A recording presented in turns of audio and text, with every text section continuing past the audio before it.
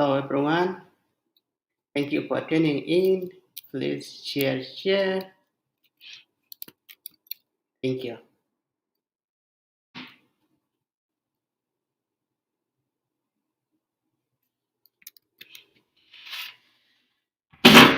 Holy crap. I'm right.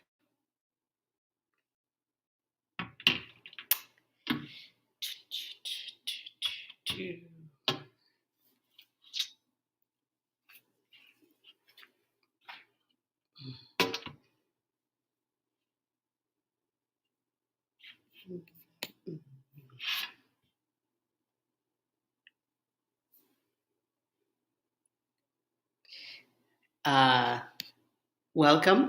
Thank you for watching. Makonga Dutagan. Please share. I'm glad you are able to have access and watch it from Juba. That's great.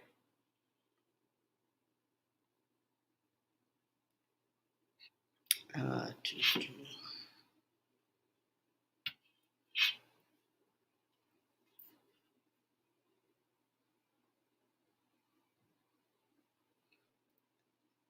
Hello, Abram.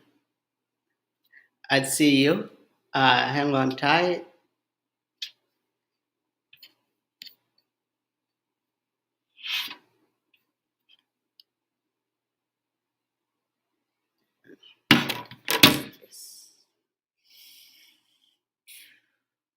Okay.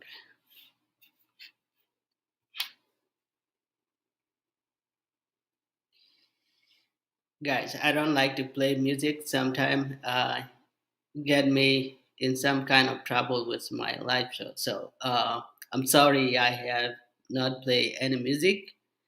Uh, but yeah, um, I'll start right away. I will not have a time at all to play any music. Uh, Martin, oh, no problem. Yes.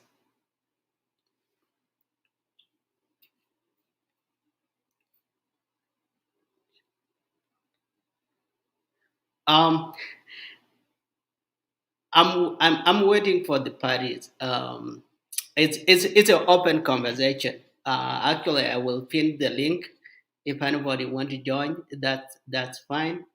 I haven't bring a guest yet. As soon as I put out the link, people will join, and that's the thing here. Um,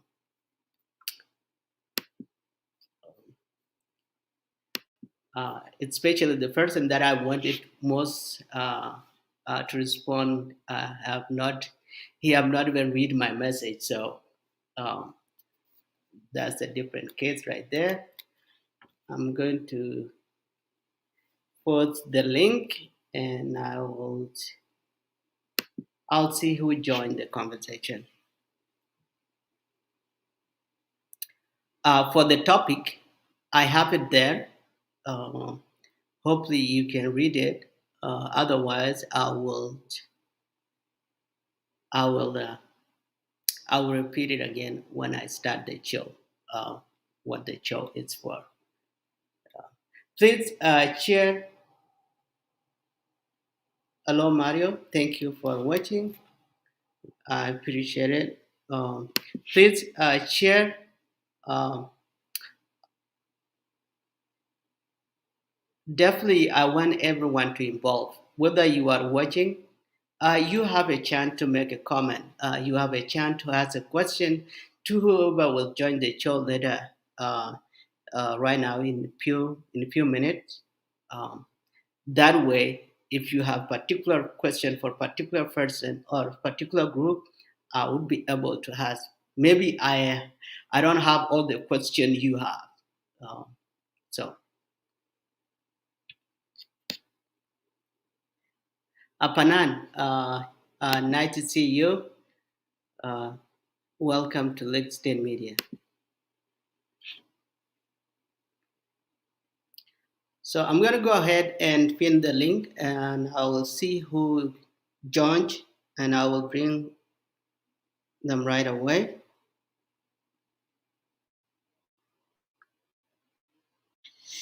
Let me see here. Yes, it might have a echo in a few seconds, but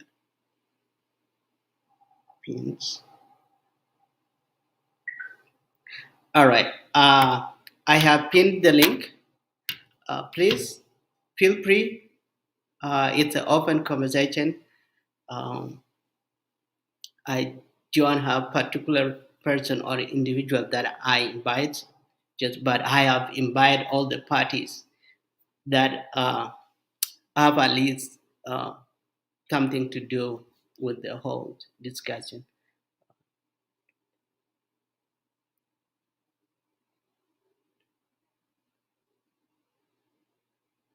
Uh, Peace and Boys Pro, that mean a lot, buddy. We really appreciate it. Mean a lot to us. Um, um, we are trying the best we can to bring all the possible information and make sure all of us as South Sudanese have a voice and have a platform where we really discuss our issues. Um, all right. I have one person that have joined the lobby. Uh,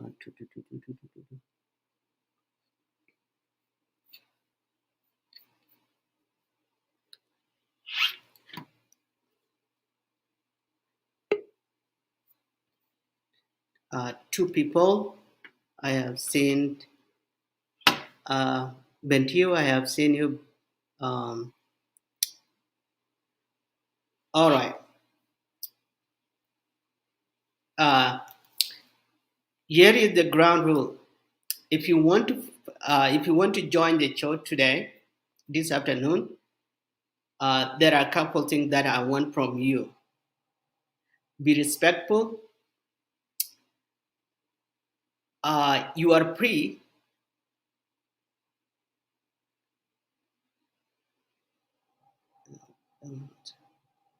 Okay. You are free to say your point of view. That's yours. Nobody will deny it. But what I am asking is at least stay on my topic. Simple as that. For those of you, I don't want to hear insulting, regardless of who you want to insult. No, that's not what I'm here. What I'm here is to make sure people have ideas and share among ourselves as South Sudanese. Simple as that. Nothing more, nothing less. I don't care about your region. I don't care about your tribe. I don't care about your clan. I don't care about your political background. No, absolutely, I don't care. With that being said, I have two guests here, and I have put the link as well if you want to join the show. Welcome to Lake State Media, Bentiu, Abraham Wallet of the PCCA. Thank Just, you. um, the topic is simple. It's all about current events that are going on in South Sudan and mostly foreign relation. Um,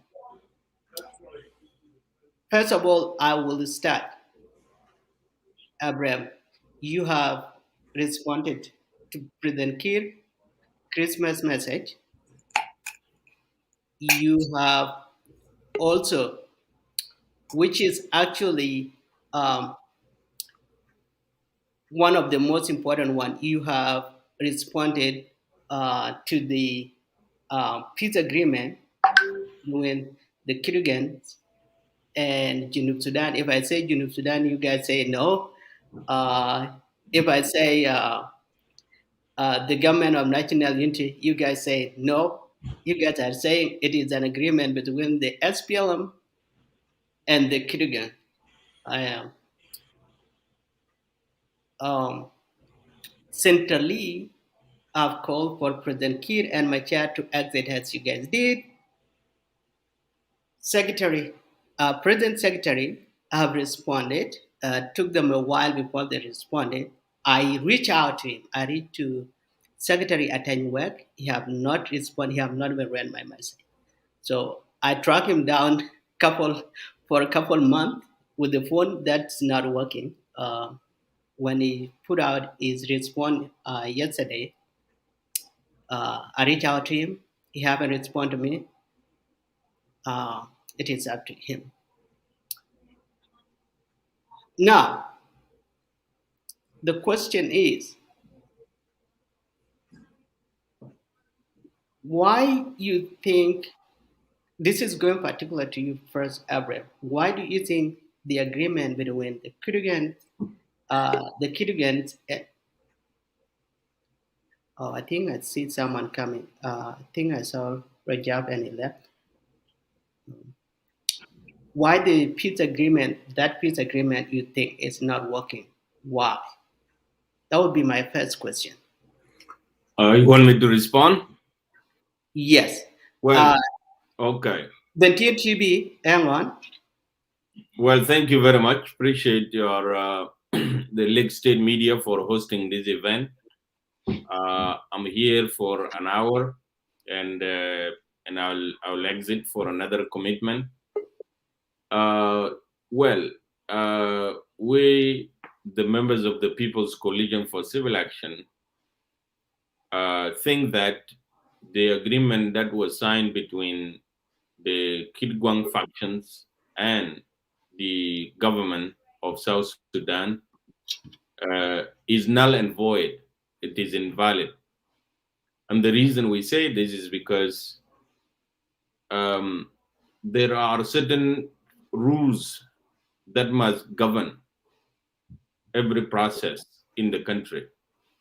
And there are a number of entities that must be considered. First of all, we have a government, we have political parties, and we have a state. It is very important for people to understand these three things because our response is based on that. The state is part of the country that is neutral, that serves everyone. And this includes courts, it includes the police, it includes the army, it includes the National Security Service. These institutions are supposed include the bank of the central bank. These institutions are supposed to be neutral. They serve everyone. Those are the state. And so usually you hear somebody is called head of state and government because the state is a separate thing and government is a separate thing. And so what do we have in South Sudan? We have a government called the government of revitalized government of transitional government of national unity, RTGoNU. It's made up of 5 parties. This is the TGoNU, the Transitional Government of National Unity. It's made up of the SPLM IO 2. It's made up of SOA 3. It's made up of OPP 4, and it's made up of the former detainees 5. These parties make up what they call the RTGoNU, the Government of National Unity now. And this government represent the state. It exercise authority according to the state. And so if there is anybody who has a problem with the state of South Sudan, and I can tell you that the state of South Sudan has a lot of people challenging it. And these include NAS, the National Salvation Army and Salvation Front. It is challenged by SUF, South Sudan United Front, and it is challenged by other militia groups that I cannot possibly know all of them. including the Kit-Gwang group, which has just signed the agreement. The PCCA doesn't challenge South Sudan state militarily. So what does that mean? So if you raise up arms against the country, you are basically challenging the state, not the government.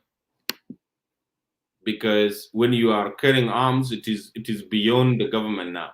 You are basically challenging the state, and so that's why they send the army to fight you. That's why they send the police and national security service to sign you. Now, political parties only are relevant as part of government. They are not a state. They are not a state. They don't represent the state. They only represent a government. And so we are saying that this agreement, which was signed between the SPLM-IG and the SPLM-IO Kit-Gwang factions, is not valid. And the reason is simple. First of all, there is nothing in South Sudan that is called SPLM-IG. It doesn't exist. There is no institution called SPLM-IG. There is SPLM, which is a political party. It didn't sign the revitalized agreement. It did not sign it. What's the people who signed the agreement represent what they call RTGoNU, Transitional Government of National Unity, which has SPLM, it has Taban Dengai faction and others. And so where are we getting this SPLM-IG to go and sign an agreement with a group that has challenged the state? So that is one argument that we are presenting. We are saying there is no organization in South Sudan called SPLM-IG.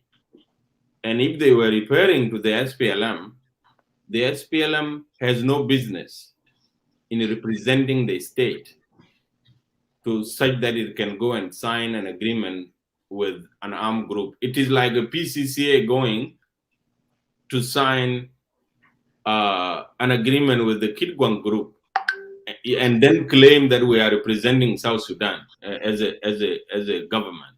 No. So it is on that basis that we are challenging that this agreement is not legal because it was signed by a wrong party to the conflict.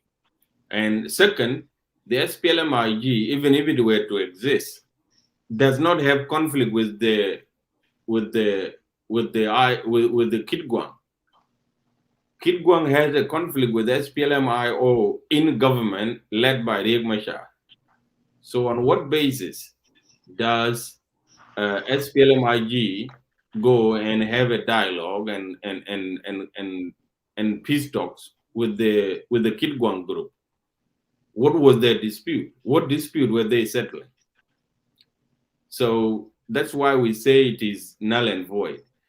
Now, if it was RTGoNU, which had gone to negotiate with the SPLM-IO Kit-Gwang faction, the agreement would be valid because RTGoNU is a faction of the National Unity Government, which is now in South Sudan.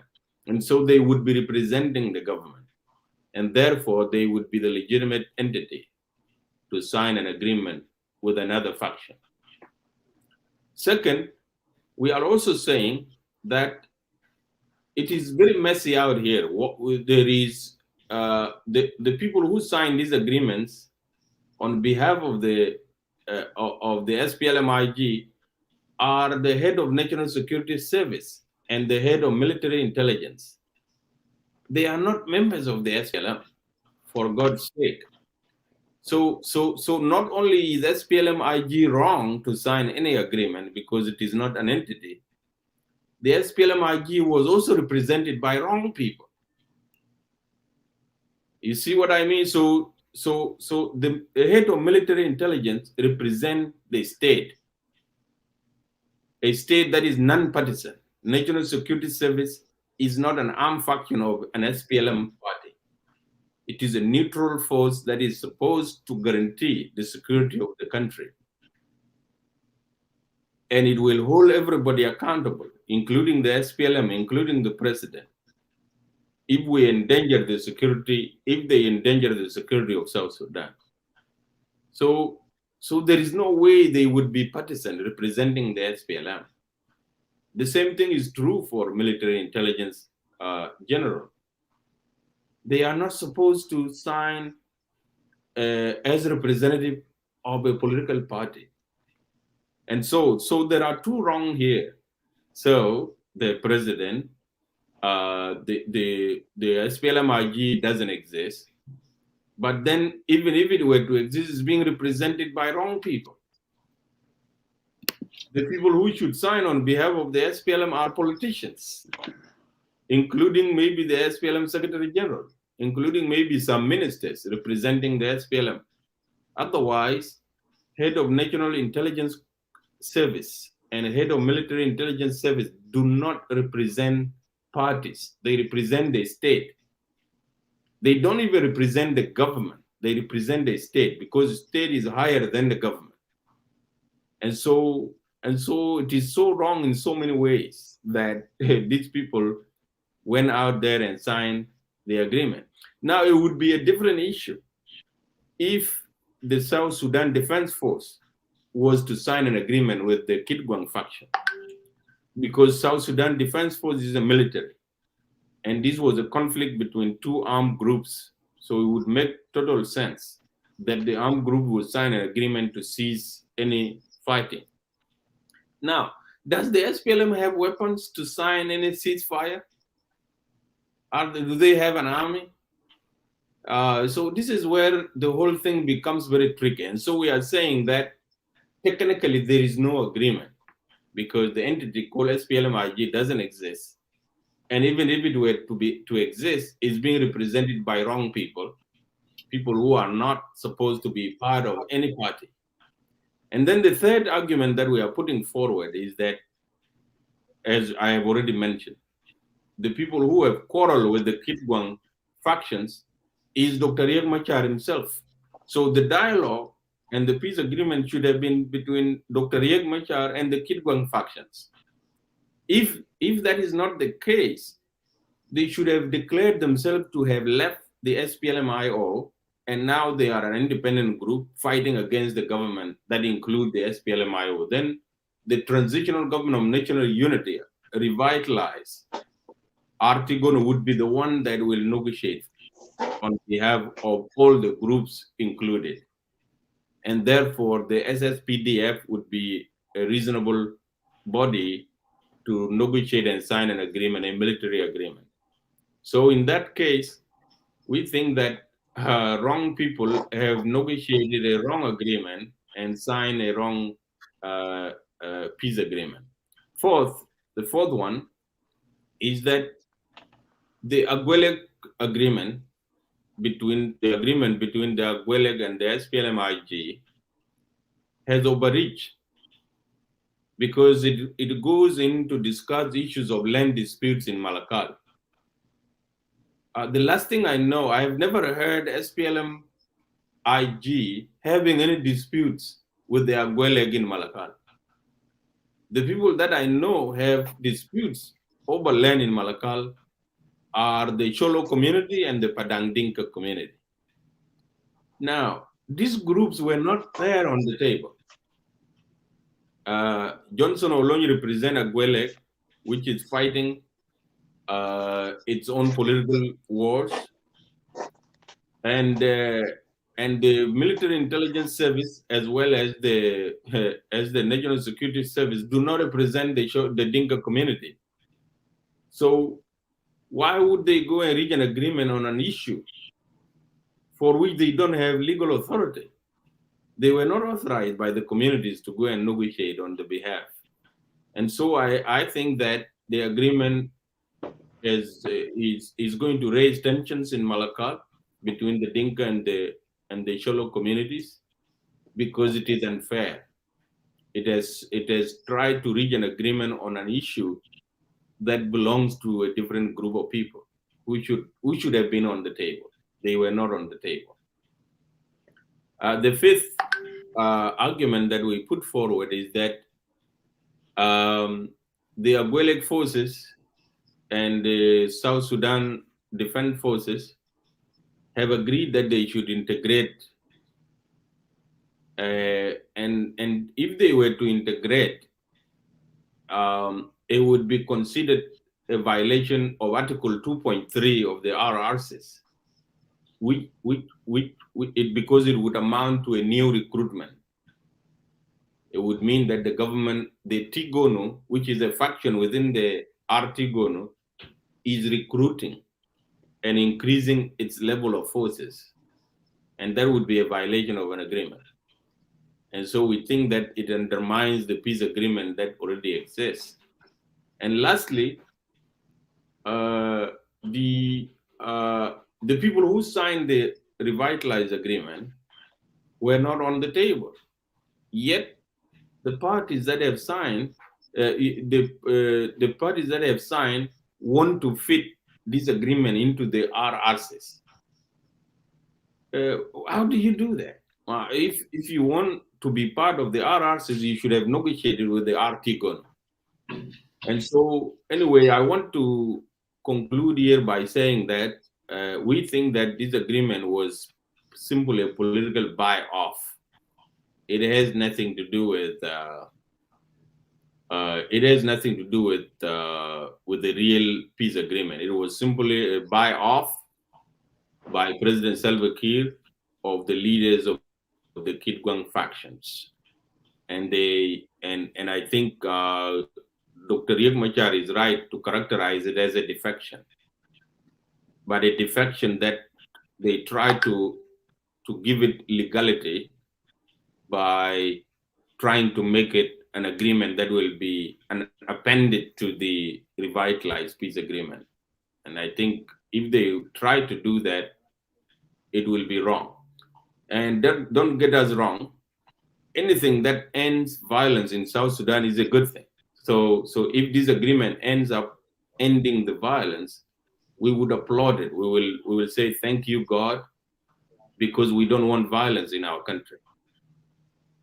But it should just be, but it should not be sold as if there was some peace agreement that was reached. No, this was a gentleman's agreement, and it was a defection of the leaders of Kit-Gwang faction to the government side. But they tried to make it appear as if there was some real negotiation that happened. You cannot negotiate with your friend. You negotiate with your enemy. And since the Kit-Gwang group had conflict with Dr. Riek Machar, they became friends of the government of South Sudan. We know the game. We know what has been going on. So you cannot really negotiate with your friend. You negotiate with your enemy. And so if somehow this Kit-Gwang thing ends up ending the war and making our country more secure and more peaceful, we will be very happy. We just would not want to call it an agreement, because it is not an agreement between the government of South Sudan, which is the revitalized government of South Sudan now, with an armed group. It is a defection of an armed group to another armed group. And we don't know how that creates a stable environment within the broader scheme of things in South Sudan. Thank you very much. So, last question, simple. Will it last? Yes or no? Well, if they run out of money and they don't follow through with their promises to integrate these forces, I don't know. I don't know how it can be enforced, because there is no mechanism in that agreement. The agreement is a small piece of paper. We are yet to see any mechanism for implementation and for enforcement. And there is no third party to enforce it. It's a two-people agreement. And I don't know who is to be held accountable if the agreement falls. So is it going to be SPLM-IG? Or is it going to be RTGoNU? Or is it going to be SSPDF? I really can't tell you how you can enforce that agreement. Thank you. Thank you, Mr. Awali. Don Largent. Yeah. Hi. How are you? Long time. Yeah, Nice long to time, see long you time, again. yeah. Long time, Mr. Peter. How are you? I'm doing great. I'm doing great. So the topic is simple.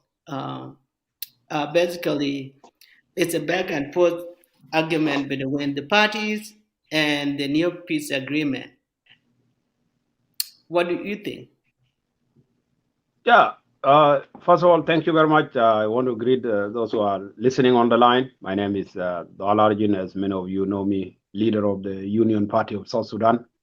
Uh, Quickly, this kind of agreement is confusing so many people. But I wanted to tell people that it should not confuse you, because it is something that already been done in our country or in our history as in general. And I will talk about that. This peace agreement, the way you look at it is totally different. As Mr. Abraham mentioned it, it does not have a middleman, which is a good thing for us, because when we have middlemen always has an interest. They are brokers, so they have their own interest that they bring on the table, which can make things actually very, very, very hard. And we have seen that in the other peace agreement, they delay things, because if their interest is not seen on the table, so the peace can be years and years. As we see this peace without middlemen is quicker. Actually, even implementation, we in 2 days we already seen the advanced team in Juba, which is really something that can be appreciated actually. And the way I see it is kind of like armed peace agreement, is in which military is just the military dealing with military. So there is no political here. And you need to understand that when there is no political, so the army are taking responsibility here. That means that's why you see the security organ from the forces of Salva Kiir are themselves negotiating the peace themselves with the armed group of Garwedwell and Johnson Wolong. So which is really something that is very very new, a new thing that we can see different from a peace agreement was signed by Riek Machar. And the other thing that we need to look at is that there is no power sharing. Power sharing has become a very obstacle in the other peace agreement. That's why this peace agreement is failing. So now what is there is the security itself. So this general, they are asking the other party that they are coming with their forces. That is what they have been asking. So in my opinion, I think what it means is that Garwish is going in Juba with a number of troops, and Salva Kiir has no problem with that. So we don't know the number, but I think by next week we will hear how much number will go to, because three location was mentioned. They mentioned about Malakal, they mentioned about Wow, they mentioned about Juba. So the number we don't know. The number is Salva Kiir is agreed to how many troops will be going, but Salva Kiir has agreed into it. That's what, and the reason is Salva Kiir is agreeing. I think I will agree with Abraham, because Salva is agreeing here because he has already a problem. He's violating a peace agreement with Riek Machar. So he wanted a way to eliminate Riek Machar. So because already Riek and Garwe has been in conflict. So that is why I think it will work, because he wanted to win this kind of armed group. He wanted to win them. So by whatever demand they come with, Salva is going to agree to it. And Riek Machar here, Riek Machar has agreed already into this. I saw his paper actually. He agreed into this because Riek, he wanted to prove it that to the international community that Salva is violating the peace agreement. And he wanted to show to other international community that even he bring a duel in Juba, this kind of peace will not going to work. Riek wanted to approve to the international community. That's why he stopped his army to fight against Garwek anymore. So this peace agreement, since Salva agreed to it, Riek is agreeing into it, and Garwek and Olonya agree, I think is going to work. And I think here is good also for us, because a lot of army that were abandoned by Riek Machar outside, maybe Garwe will come will come with them to negotiate their interests, and when the soldiers has gotten what their share, I think there will be no war. So here the Juba agreement that we seen in Juba, even if we support it, is only for politicians. It is a power sharing. Someone is going to parliament, someone is minister. It's not answering the end of the war. But I think when people go with arm and signing peace, that is a sign of ending the war, because those are people with a gun. So I think the other thing that we look at here is that I told people that this is something that has been done, because I went and looked at the research about the 2006 agreement between forces, South Sudanese forces fighting themselves. If you look at that kind of agreement, they call it Juba Declaration, and is what Paulino Matip signed with the SPLA. So when he went in with the troop, those Paulino Matip forces, they were larger as maybe 50,000 forces, and they were later integrated into the regular SPLA army. So what it means here, I think it is similar, exactly what it is. It is just that is coming in another form of a new approach, but it is the same thing, because Paulino Matip was a general in Riek forces, and Riek came to the SPLA, left them out, okay, and then later on, Paulino Matip organized all the soldiers, signed an agreement with the SPLA, and came in with the troop. This is exactly something that has happened, but is just repeating itself in the history. So I think this is something that we can look at it as a positive to our people, because this is bringing almost everybody that was abandoned. And when people make peace and they are abandoned a large number of these people with guns, it's going to be a problem to us, even if we think we are enjoying in Juba. It can be a problem in generation. But if we include them, everybody taking gun against someone, and we include them in peace, that is what we call peace. Because peace cannot be a power sharing. So my my message here to the people of South Sudan is that let us actually support those kind of initiatives that talk about people holding gun. Because these people holding gun, they are the one that's supposed to be making peace, not the people who actually want a position. I may need to be a minister, but it's not going to make peace for our people. It might make money in my pocket, but it's not going to make peace for our people. You can be a vice president, you can be, name it. It's not going to make peace. That's why if we want peace, let us throw out what we call, what they usually design it, power sharing. And I know it's not a term from our people. This term was actually created by especially those who were mediators, and they throw it in you, but you never know what it means. So power sharing is very, very, very dangerous. We have to take it out from the equation of making peace in South Sudan. Peace should be actually be based on the security of the people who are fighting themselves, so that when the security is put in place, whether by bringing the army, if that's what it takes, because if Garwe come with his army and Selpa has his army and Riek Machar they all have their army, there will be a point that they will kind of respect themselves. Already that is accountability, okay? Because even in political theory, there is something say that if two powers are the same, they always don't attack each other. So let's say these forces of Kit-Gwang, they go in with their forces, Garwe has forces, Riek Machar has forces, whoever has forces, even in Juba, they will never attack themselves. And that is peace already.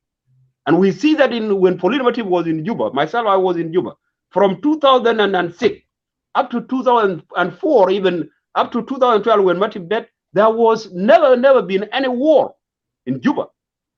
Why? Paulino Matip has his army, Salva Kiir has some army. Probably they were respecting themselves. They cannot attack themselves because they are equal. So sometimes equal forces can actually bring peace in political theory. So I think if Garwe and Olony go to Juba with a good number of forces, and Sulfur is have forces. Even if Riek doesn't have forces, it may end up maybe they will try to ally with this one, and maybe if Sulfur don't want to work with Riek, it might be an elimination of Riek Machar. Maybe that's what a lot of people may think. And that's why they maybe Sulfur is actually accepting this. But the way I'm seeing it, Riek is accepting it. It has a point to prove to whoever mediators, because Riek was relying on mediators, so he will have his own way to prove it to the international community that Sulfur is a problem for the peace agreement. But I don't know what they will do, because a lot of violation has been done. Actually, they are doing nothing. So I think they will tell him, if it can be peace, because you have abandoned a lot of your troops. If that is peace, that is what people want. So it's kind of like it's very direct. We need to support it, and the way I support it is because there is an equation of power sharing out. It's only focusing on the arm. So let we go on, and maybe South Sudan, they can support this. It can give us a way in which armed groups are in control, or maybe they are organized. And when they are organized, then political can be organized. But if arm is not organized, there will be any organization or political system in a country, because these arms, they are meant to maintain the security. So if the way they are doing it is totally actually different, and it is not right, because first they rush to organize political or local government without security, and this security organ later on, so they fight. That is why we don't have peace. So what about if we organize the army first, we organize them, and then later on, after when they are deployed, we already know forces of Riek Machar, forces of whoever militia has forces already organized, then the formation of government will be easy and it will be peaceful. But if we rush to form the government, local government, parliament, without organizing security, that's why we are having problems. So the equation now, I think Garwe is leading people to something that will can be a direction for peace, the way, in my view. So I think is really very good, and we can support it. And the other thing, when they go to Juba with their forces, and then we can go there and repair other things. So in Juba, I think is really very, very effective way of solving a problem, the way I'm seeing, and it will bring peace to our country. So thank you. Any question? Thank you, Dal Arjun. Was nice to hear your point of view. Bentiu?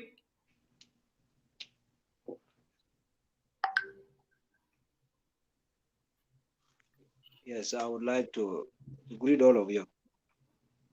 Welcome to Lake State Media. I've been listening anyway. Thank you so much. I really appreciate for the time. I'm speaking to you when I'm in Rubek now. And I'm so interested in the topic you brought up about. You know, South Sudan is too young in politics. If we term ourselves, we are too young. And if I can term in terms of, like, we are in the stage of a chess, a drug. Let me say drugs, not chess. If chess, we are in a higher game. You know, the way we play our politics, even we don't see tomorrow. And most time, I always say, tell people that our grandkids will really blame us in future at the end of the day. Because when they come to realize, or if they read the past story, I don't know, they will really blame us that our grandfathers, they never knew what they were doing. Indeed, we don't know. We don't know. If you see now everyone having a forces, Garwija has forces, Salva has his forces in Juba, as well do Riek Machar has forces. Which country are we leading? country with 5 vice presidents. We beat the record in Africa. If you people have realized that. We have made the ever record. We beat the record in Africa. 5 vice presidents. Ever. It has never happened in the whole world. Can somebody help me? I think it has never happened. Since it has never happened, me, I don't have much to say about South Sudan politics and all this, you know. You people can talk. Me, I'm going to just listen. Because if I talk much, it's not all that will help me. Because I'm in South Sudan. And you people, you are in diaspora. If we go in deep and we dig the roots, it will not help us. And it will not help me. You people, you can dig the roots and you can maybe show what is happening. But me, I don't want to go deep in the root. Tomorrow they may come for me. Never know. You know, and I know what is going on in the ground. Even though we talk, this thing need like all of us should come, you people at once. We should come. The people who are in diaspora, people in Africa, all the interactions, we should come together. And we think how we can go about this. All these are power, they are power, strugglers. They are just looking for something like Nagrewish. He's looking for position. You see? I call them aimless rebellions. They are aimless. They are aimless rebellions. You rebel for something, you don't really, you have not thought about it most of your time. If I would term it in my own way, but I'm not like you say already that don't abuse anyone, but I'm not abusing. But let me say, when I was in schools, teachers used to tell us like, students are stupid customers. Students are stupid customers in a way that you find that you are paying the money and sometimes you don't attend classes. Sometimes you pay money and you don't understand what teacher is teaching you in class. And that's why they say we are stupid customers. We pay for what we don't know and we pay for what we don't want. That's why I would say South Sudanese citizen, we are stupid citizens. Because we are a citizen of South Sudan and we fought for independence of South Sudan for what we don't know or for what we don't want. If we want independence, if we want to be independent really, or if we have fought for independence, why would we rebel against each other? That's one. If we really need that we are a citizen of South Sudan, why would we rebel each other? All these things I call the MLS rebellion. And the person I blame most for anything happening in South Sudan is Salva Kiir. Why? It's because Salva, there are a group of people around him. They are they are advising him for a certain interest. If South Sudan was ruled according to the way Garang wrote it in the book, I have written that, I read that book about Garang how he said the government. I think I have it somewhere, but it is far now. I would have shown you people. The way he said the system was that it's not if I'm a South Sudan, if I'm from Agar or when I'm from Lake, I should be a governor of Lake State. It's not that. But by that time, people would go, if I'm like Green Twin, can become a governor of Upper Nile. And somebody from Upper Nile can become a governor of Lake State. I think this was going to bring peace in South Sudan. But all these rebellions now, I don't know. But for me, I don't want to go deep. You people can continue because when I go deep, I don't like to go deep. I will just listen to your views and thank you so much because I'm talking to you when I'm preserving myself, you know? Thank you for tuning in. Um, And I'll let you go. You can hang on and watch the show. Thank you. Isaac.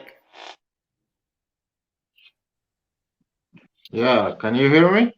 Yes. Loud and clear. Yeah, Peter and Abraham and Dolarja and Emmanuel and Bentil, he just left. Uh, wow. Like Peter, I don't even know what to start from, man. Every time I come to the show, I don't know what to start because this is crazy, man. This is really crazy. What we're going through right now, I'm not worried about the government by itself, you know. The things that's going on in Southern Sudan right now, Yamana, it's really bad. I'm not gonna lie to you guys. You know, uh, well, you seen what is going on for a couple of days now. Okay, uh, that's my opinion. So I'm gonna speak my mind as it is. Uh, we we need a lot of help. Our country need a lot of help basically in every kind of ways. Our leaders, they're not ready for them to take the country forward. One, that's one. uh Two, the citizens are not happy. There's nobody happy.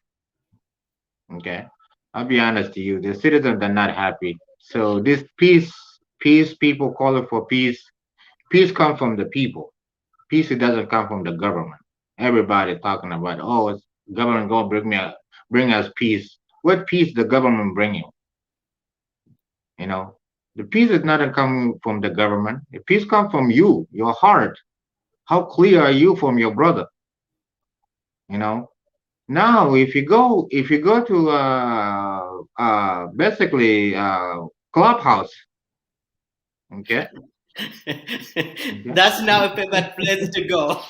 you know, you get almost 3, 4 different groups, okay. And I'm not gonna sugarcoat nobody. This is including Gen Council elders. Okay. Gen Council elders, they're turning 63 tribe against Denka. And nobody watching this. Nobody following this. This is not even Gen Council elders. Is one person, Elder Joe. He's the only one talking, and he's the only one bringing the young kids. He's saying this Gen Council elders are youth. It's really wrong messages that he be giving to those little kids. And guess what? He said anybody that he turn his back, he's sold out. He's not from us. Come on, this is a threat to the youth by itself by saying that. Okay, where they're gonna go? They're gonna have to listen and sit there. Okay, and people they're not together, Yamana. People they're not together. You know, Juba people crying over here. Okay, getting mad. What is going on? Okay, in clubhouse, everybody talking nonsense. Okay, there's no solution. Every morning, clubhouse 5, 6 hours to 10 hours, people talking. You don't even know who's talking. Isaac, Isaac, um, it's okay you have your opinion, but I would rather let you stay on my today topic. I know the heat in the club. That's why I haven't gone there. All the things that happen there, I get them outside here, but they are not interested in me. They are not beneficial to South Sudan as a nation at all. So I'm sorry. If you could stay on my topic, that would be more beneficial and helpful to our people. Okay, Otherwise, the clubhouse is not the clubhouse thing. I'm not about those people. They are not okay. beneficial to our nation at all. Yeah, yeah, Peter, I am gonna stay with your subject, but your subject, the peace agreement that come to the people. You see what I mean? If the people they're not together, Abs- okay? Absolutely, you have to Yes, have a peace within yourself. Uh, yes.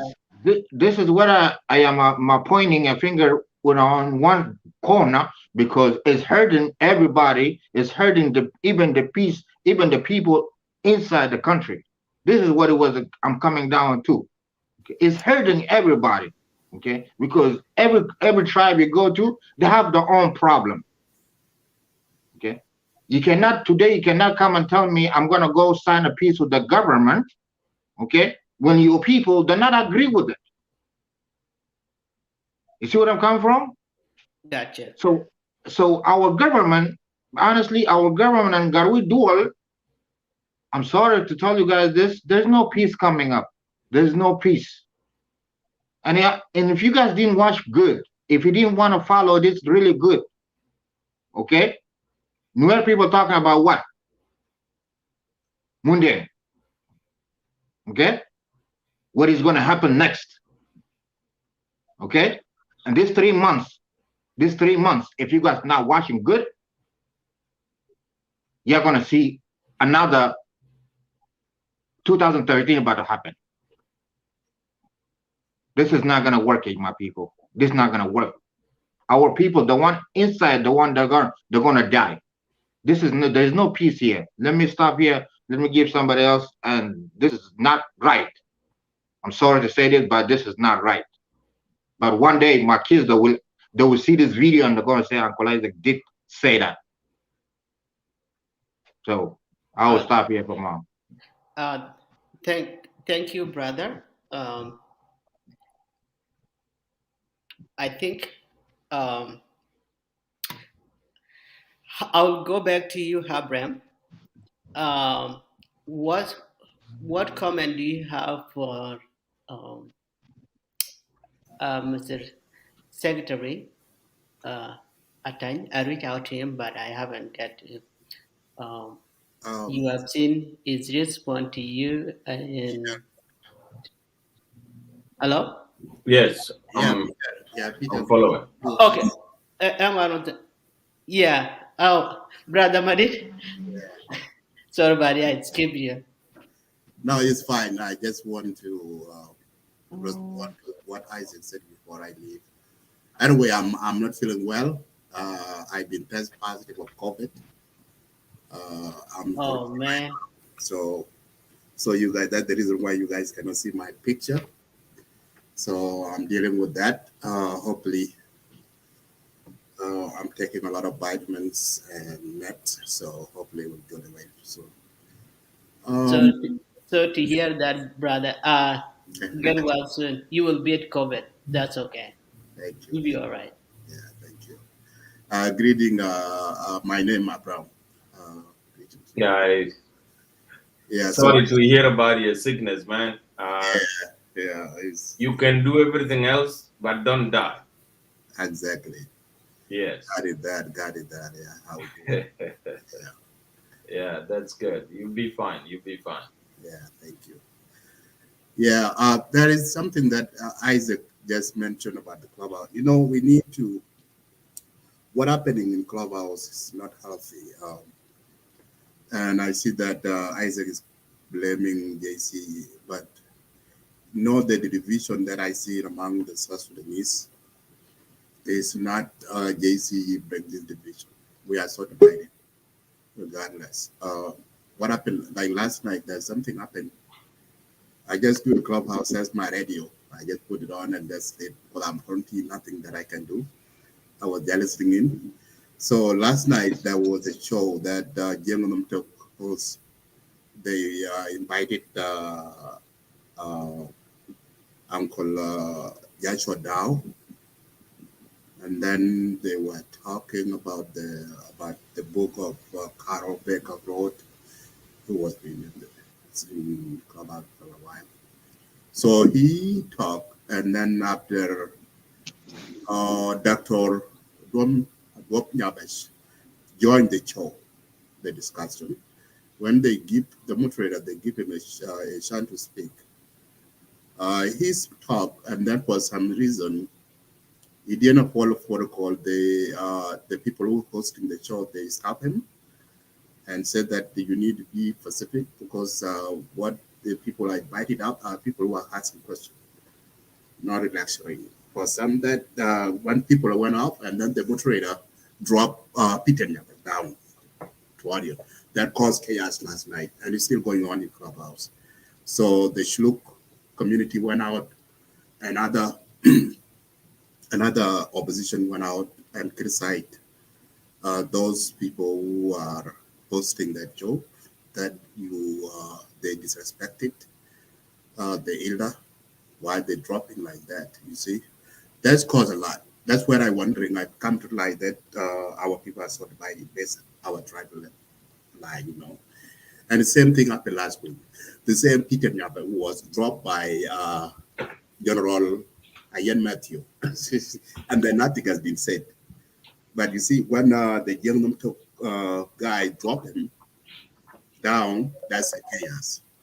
That means there's something is going on.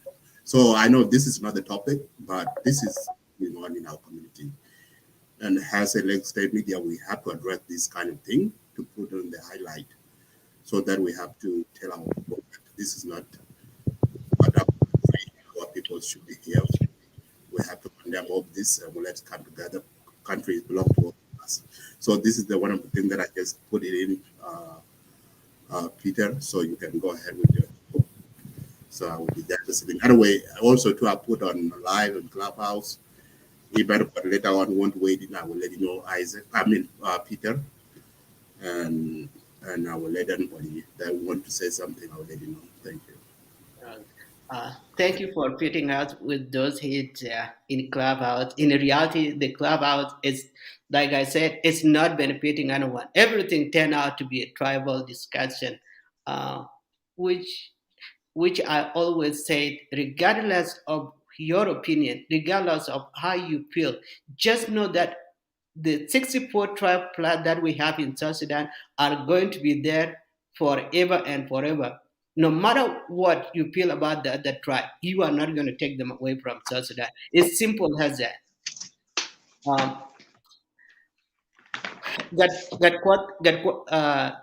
Gatkwat Nial, welcome to Lake State Media. I am sure you have read the topic. You know why you joined. My first segment was just only about the Kit-Gwang agreement. So, what do you think? Yeah, thanks so much. I read it, but it was not. I was just, maybe I will come afterward, after some others contributed into the talks. But otherwise, I'm still also following the document or what you are talking about. Okay, thank you. You hang on there.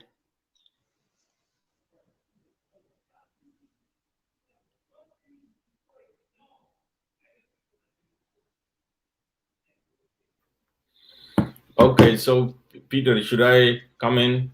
Yeah, go ahead. Yeah, well, first of all, I'm not going to talk about the other topic. I will reserve that for Monday. We are going to have a press statement on Monday in response to the letter that Atanyueg has published on behalf of the president. So we'll have a full response, written, and also we could do a press conference here on Lake State Media. So that will happen on Monday, so I'll not respond to that. But I just want to say a few things in response to my brother Dol Largen, who made a lot of good points on this topic. And he is asking the people of South Sudan to support this agreement and to treat it as like a Juba declaration or between Paulina Matip and President Salva Kiir Mayardit, and that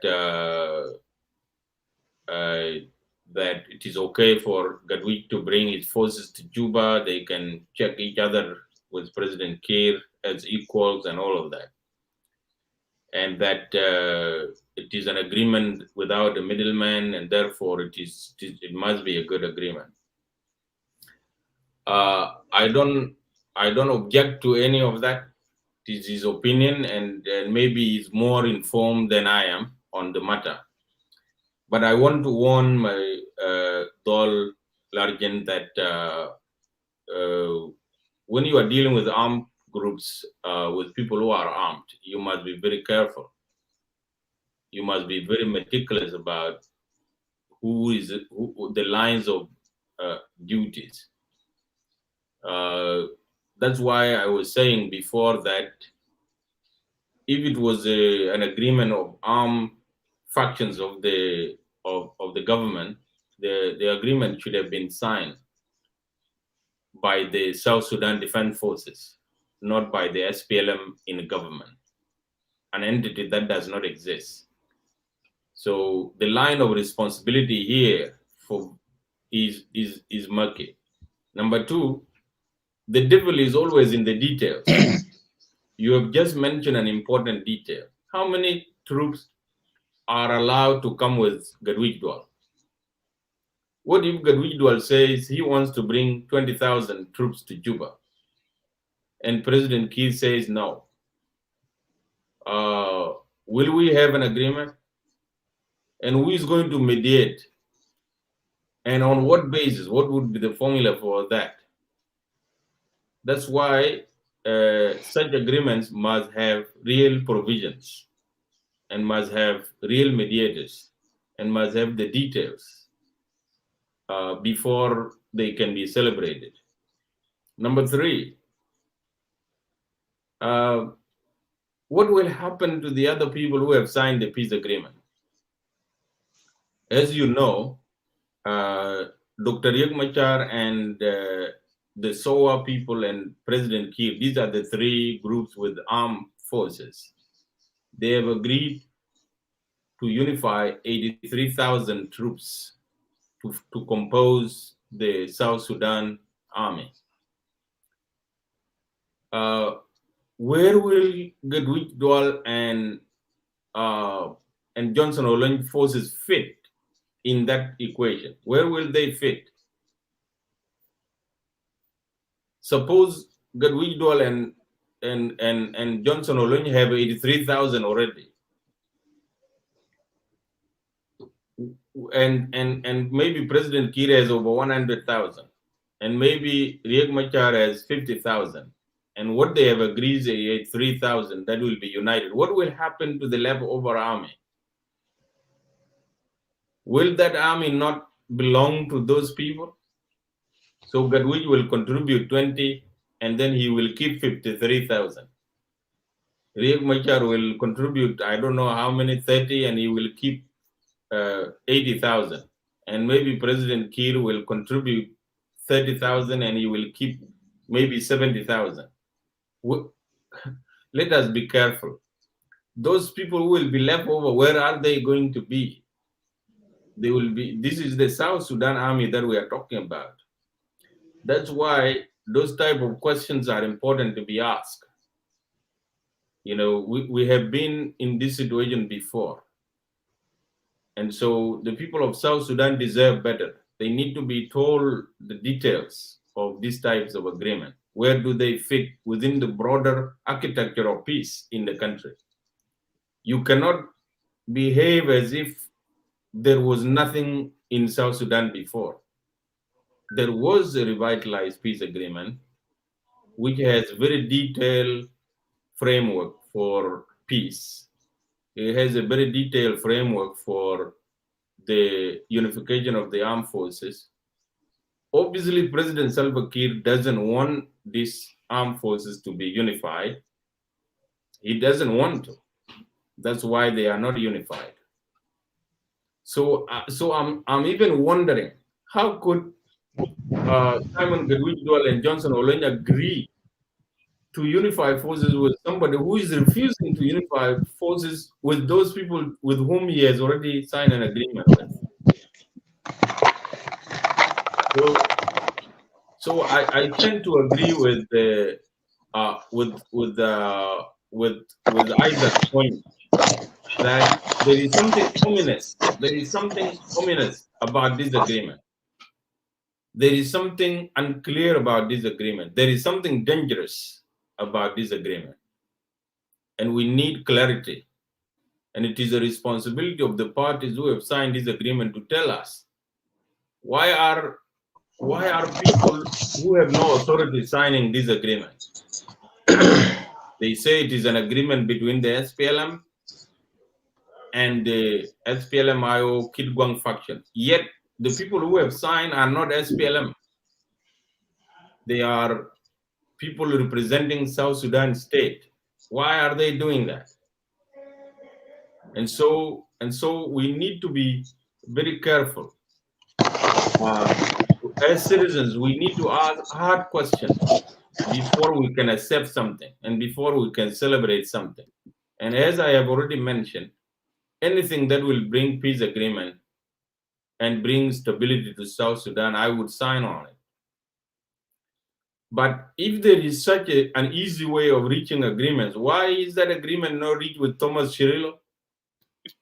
Why is that agreement not reached with Paul Malone? So there is something about this agreement that raised doubts. The manner in which it was negotiated, the manner in which it was signed, the manner in which the people are rushing to come to Juba.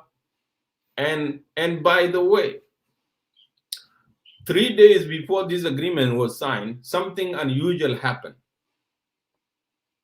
Senior generals in the same camp defected into the government, complaining about some cars being distributed and that somebody was left out, and somehow, instead of being angry and raise complaint is his group, he defected. He defected 3 days before the agreement was signed. What is that?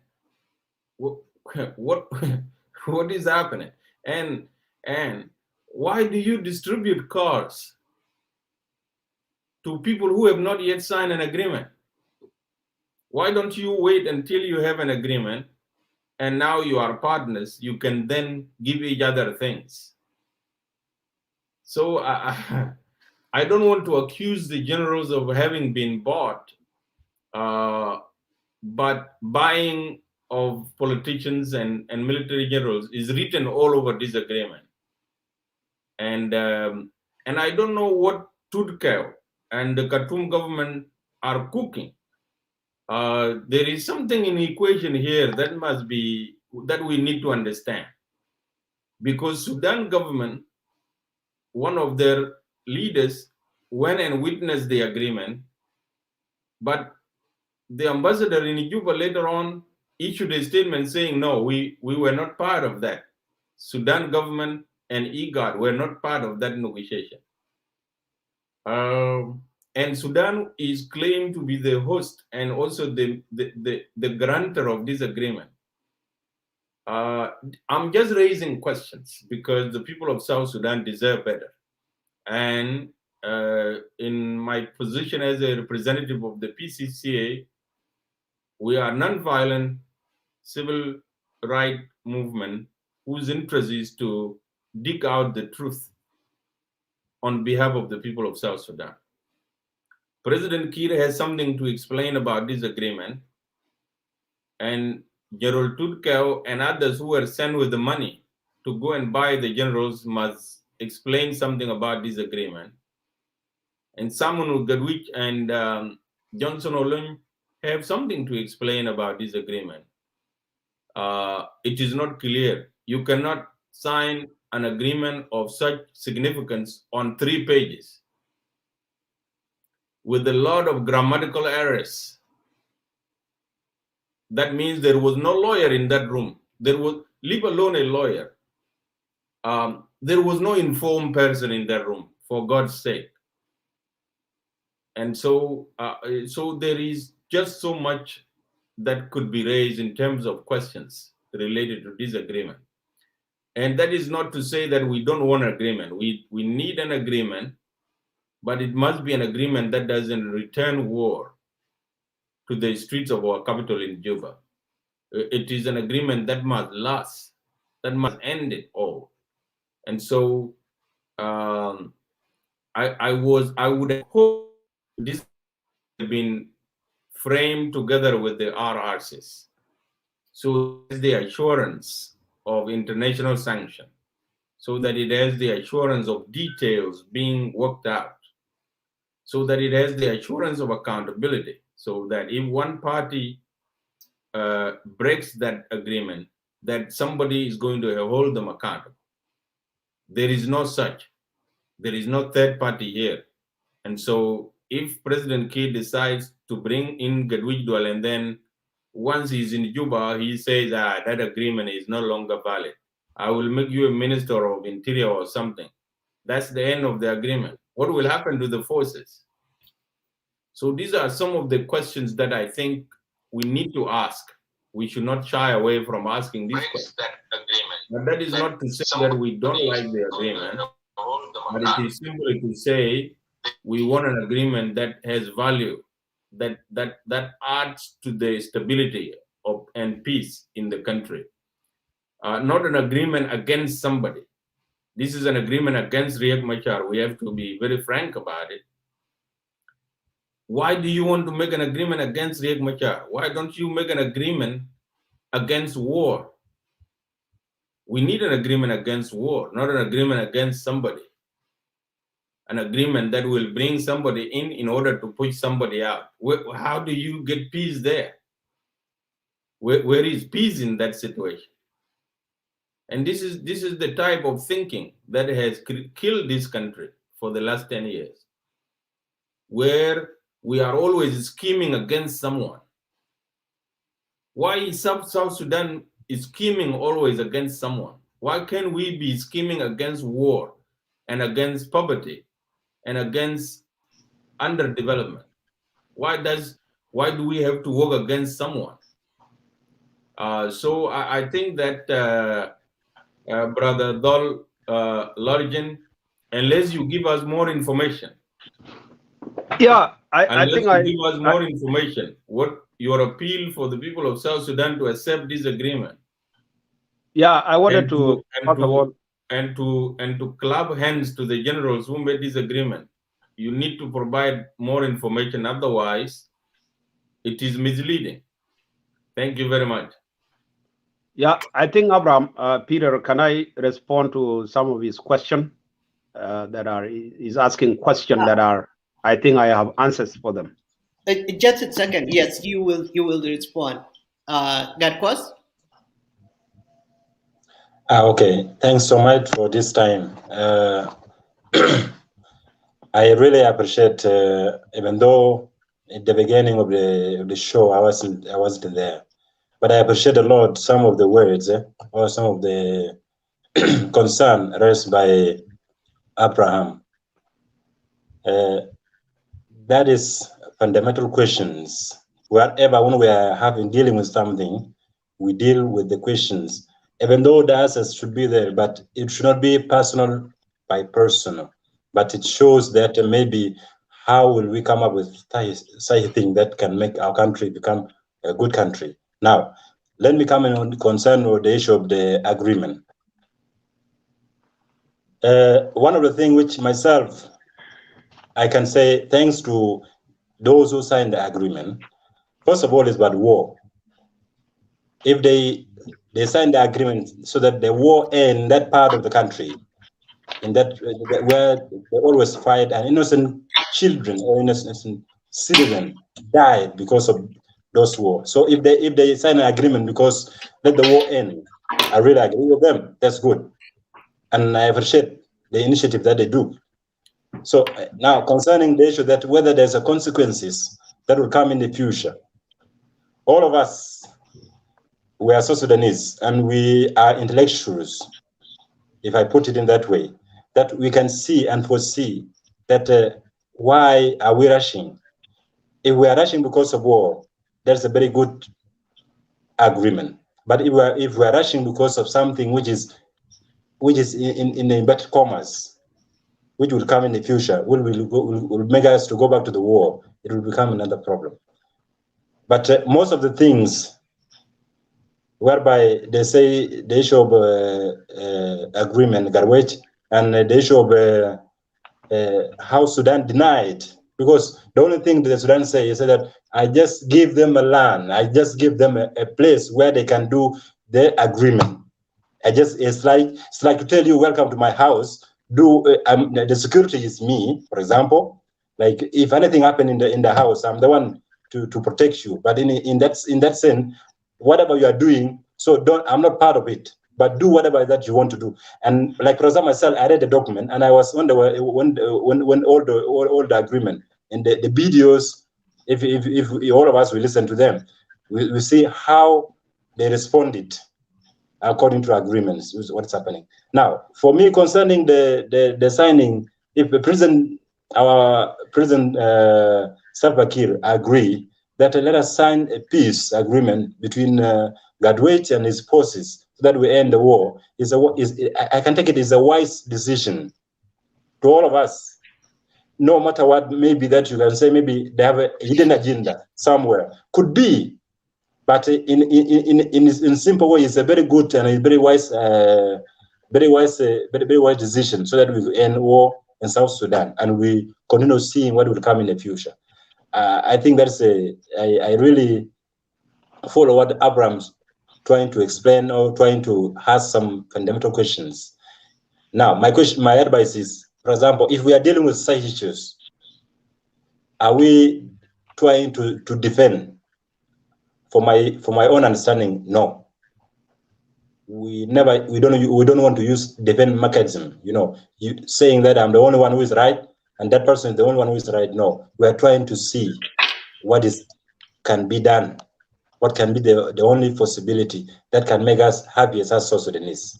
I think that is the only way. In case maybe if other Dol, if he come to give us maybe those what's all about the agreement. The issue is not to depend one side. To say one side is like this, one side is, but the issue is how possible can be for our future. We don't want to use different mechanism, Hang on one second. That's good. Thank you. Thank you, Garquat. Yes, Don Arjun, you can now reply to Abraham. Yeah, thank you very much. Abraham has a lot of questions, which is they are good question anyway. But most of this one has answers, direct question. If you look at his first question, hypothetical if let's say Salva refused to agree with the number of forces that Garway will bring in either in Juba, in Wau, or in Malakal. That's a very, very, very good question. Well, there is an answer for that. Garway is not like Riek Machar. These are two different people. Okay? So let's say Salva refused and he want only Garway, like the way he did for Riek Machar, and he want Garway to leave his forces or refuse a number of forces. What I think is that Garway will not betray his troops. He may hold back, and the agreement will actually be broken. But there is a consequences if that agreement, if Garway say, okay, you don't want me to come with my troop, and you agree to it, you sign it. So that means you are actually violating the same thing, the same agreement, and there will be a consequence. So the war will continue like how it is continuing right now. So, and then if the war continue, what I'm thinking, because already this agreement is going on with security organ. So if the war continue, the war will shift to a different dimension. And the dimension will be maybe the SPDF will actually kind of split itself. Because here, Salva will be proven by Riek Machar and even by the forces that are outside. And even by the security organ making peace now, because this peace, remember I told you, it has no foreign interest. This is South Sudanese directly by themselves. Okay? So the guarantee is that we are going to Juba with our gun, we protect ourselves, you protect yourself. So we don't attack each other. This is a mutual understanding. So hold on, somebody trying to call. So what I'm thinking here is that I don't think Sulfur will make a mistake, because most of us, we know this is something maybe he said it, he agreed to it, and he sent his official, and they already agreed, paper is signed. Now they are waiting for a timetable. It has already been given only 3 months, very short agreement for those armed forces to move into their location wherever they agree and be integrated into one army.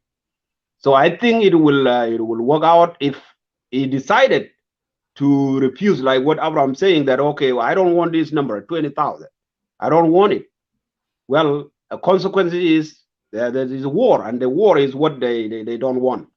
The other thing that is talking concern about Riek Machar, by the way, there is, I think, Abraham, what you don't have information is that the forces of Riek Machar, these are the forces of Garwedwell. Garwedwell is a chief of his staff in the opposition forces.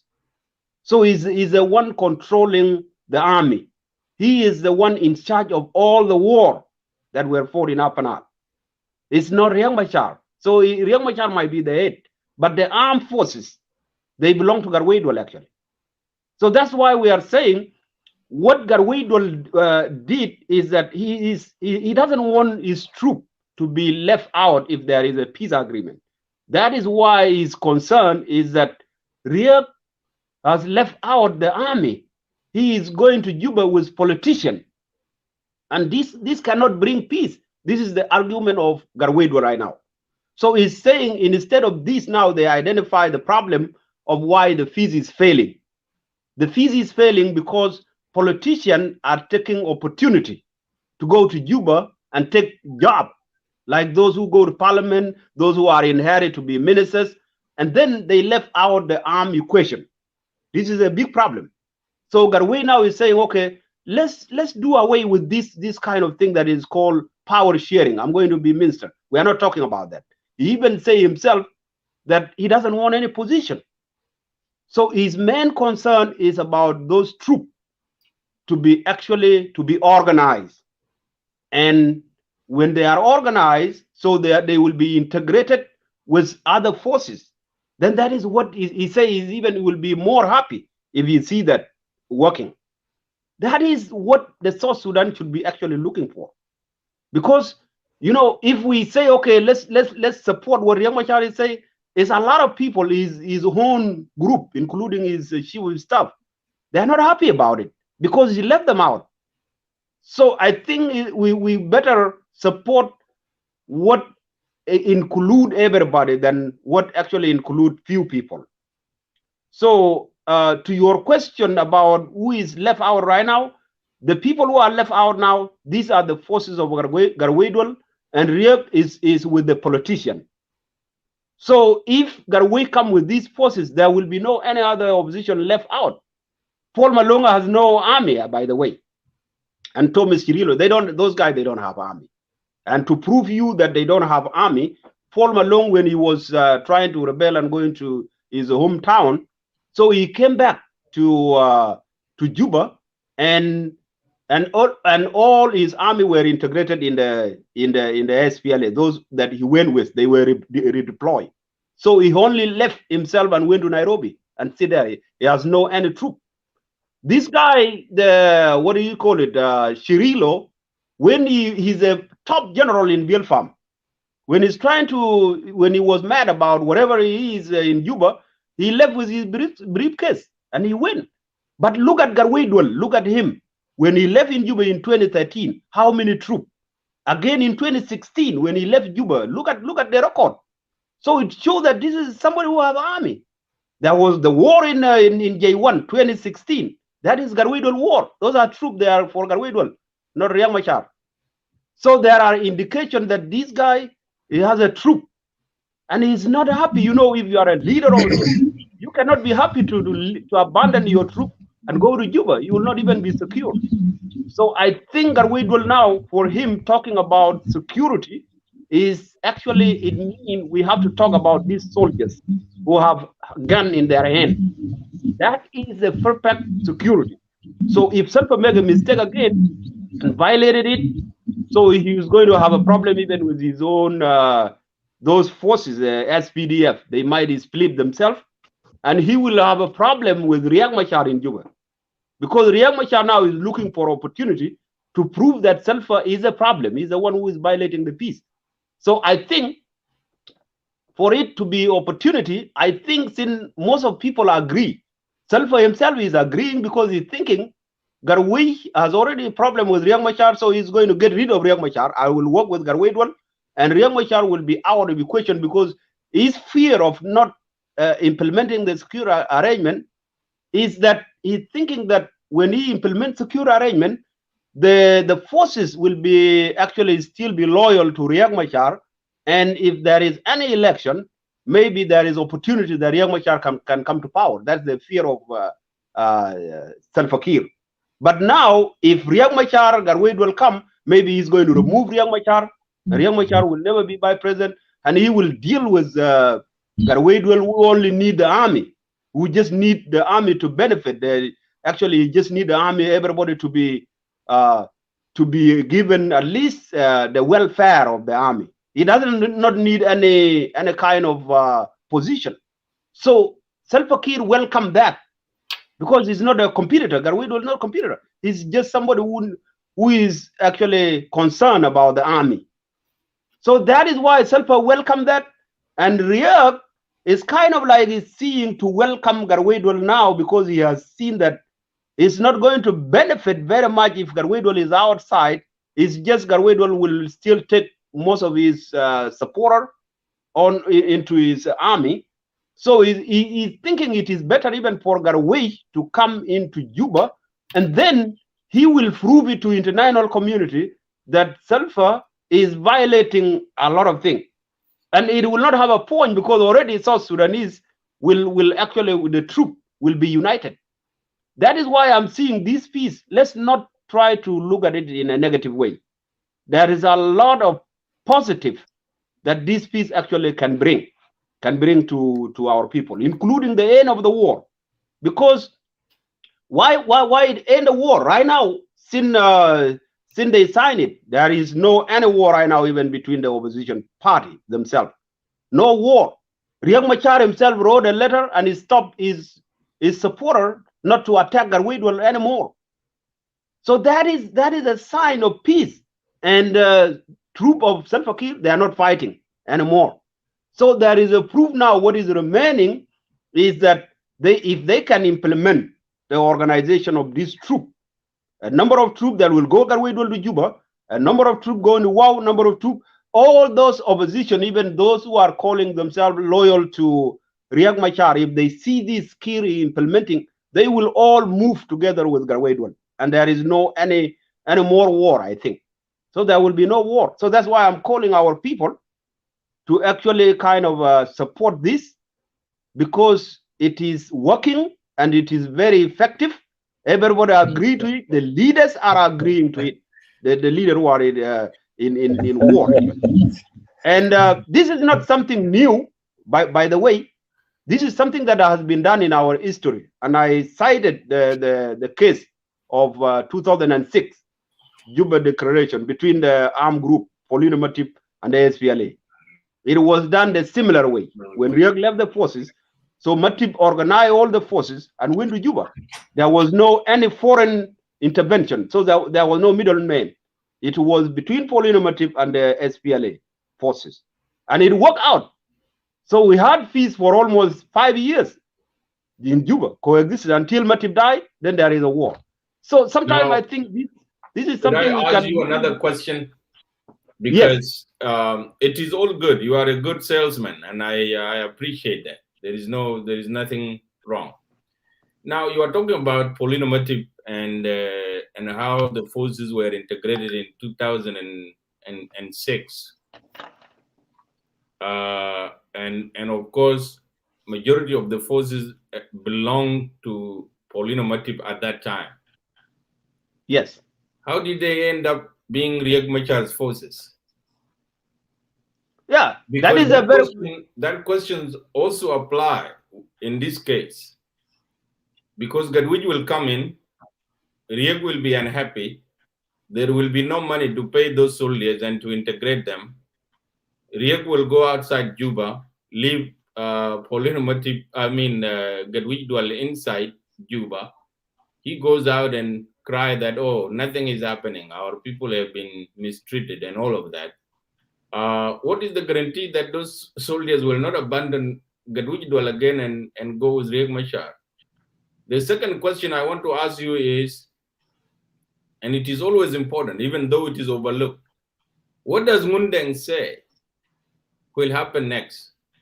Because I want to understand that. It's part of this equation. And so it's all good. We all want war to end. But you know, I want to put you back a little bit that don't get overly excited about the fact that Gadwij Dwell will bring all the troops. There are other realities on the ground. The government is broke. There is no money to implement that peace agreement. They are not able to pay their own soldiers, which are already there, which are fewer. They are not able to pay civil servants. They are not able to get guns to their soldiers. These realities will meet Gadwij Dwell and Johnson Olony on the ground. They will be frustrated. They will not have uniforms. They will not have food rations. They will not have khaki. They will not have the money. If you put this reality against your excitement, leave alone politics, you run the risk that you will have a lot of people disappointed, and they will be disappointed with Gadwij Dwell and they will go with somebody else, if not Riek Machar. That is one point. Number two, you talked about Paul Malone not having soldiers and Thomas Chirilo not having soldiers, and Rolnyang, Stephen Boy Rolnyang not having soldiers. But once Gadwij Dwell goes in, and those things that I have just told you become reality, nobody is getting paid, and the issues of rank will become an issue, because I was told recently that part of the reason the army was not unified is that of the 17,000 troops that Dr. Riek Machar brought, 14,000 of them are officers. And you only have three that are not officers. Now, how many officers will come with Simon Gadwij, and how many officers will come with Johnson Olony, and how many officers are already there with Dr. Riek Machar, and how many officers are there with President Salva Kiir Mayardit? So are we building a country of officers? Where are the soldiers? What if those things become the reality and the government says, I cannot take 20,000 officers? What are they going to be commanding? What will happen? So let us deal with the issues as they are on the ground. And I'm not trying to negate the agreement. I'm just trying to ask tough questions that are relevant. And these are the things that the agreement should be dealing with these issues, by the way, not us. Because we are not on the table, we are just talking. The agreement should have addressed these issues already. And that's why we are saying the agreement is questionable, because it leaves so many questions unanswered. Otherwise, there would be no reason why we would be raising these questions. So the point I'm trying to make is, if Gadwij Dwell goes in and these conditions are not met and the soldiers are not happy, are they not going to go to Thomas Chirilo? Are they not going to go to Stephen Boy Rolnyang? Are they not going to go to Paul Malone? These are just some of the questions that I want to push back at you. Not because I think that I think you are wrong. I don't think you are wrong. Your assessment may be right. You may be right. but it may only be right if these conditions also hold true. Thank you. Yeah, Abraham, I think some of these are very practical. The issue of the fear that there could be this troop, let's say, practically if Garwe are the 5,000 in Juba, so the likely that they might switch side to Riek Machar. Well, we have a case study already, okay, for that in our country, okay. When Polymative came with the forces, almost over 50,000 in Juba, there was an issue of rank, there was issue of money, and there was issue of a lot of things. But there wasn't any war because of the rank. The rank, they were organized, and there should be an agreement in place that organize those rank and organize the soldiers. So agreement was there. The only thing that what happened, what made the soldiers from Polymative to switch sides to Riek Machar in 2013, I would say is because Polymative was dead. So if Polino was live, I don't think they will the Riek will have an opportunity to actually to take those soldiers. So since Garwidwell is alive, I don't think there shouldn't be any fear that these soldiers, they are coming and they are going to switch side to Riek Machar. What if he dies? Well, we cannot predict. I don't think we can say. Only with me, I believe in God. The death God forbid. Not a God human. forbid. I was just asking. Actually, Can I ask a question to my brother? There are two things that are hidden from the power of human being: death and life. We don't have control, so we cannot say Garwidwell is coming to die and soldiers will go Riek Machar. This will be no. I was just a rhetorical question. I take it back. So what we are saying is this: since Garwe is coming with his soldiers, I think it's going to create peace in the country, simply because the army are in, so there will be no war outside. And as long as Garwe is with the troop in Juba, is command of the troop, then there shouldn't be worry that they will go. What will happen is this: actually, if Garwe is in Juba, Riek will be weakened to the point that he's not going to have to be in charge of any army. I think so, because already. Well, yes. Largen, the question is, Abraham have who left? Oh, got what's left. Okay. The question was asked already. Abraham has question. Why would it be a situation where you want to weaken the other person? That's a chaos there. That's a chaos there. Why would you do that instead of just make it as a pure an agreement where we need a full peace? It doesn't matter who. Yeah. Peter, look at here. If Riek Machar is kept in a situation where he's not strong and he's not weak, is what is happening in our country now in that situation is a war. It might not affect them in Juba, but it's affecting a lot of people in most of the country. And that one is not good for us. Even you can agree with that. So what is for that situation? You have not answered the Abraham side where it say you also have to factor in as a Nuer belief, most of Nuer has how they believe on Ngunde. I'm coming into that. Majority of them believe the next person is Riek. If you weaken the Riek and Riek there is a possibility everybody want to go back and join Riek. I'm coming into that. I'm coming into that. No, the fact is it happened a couple of times, and that's why we are in this mess. Yeah, I'm coming into that.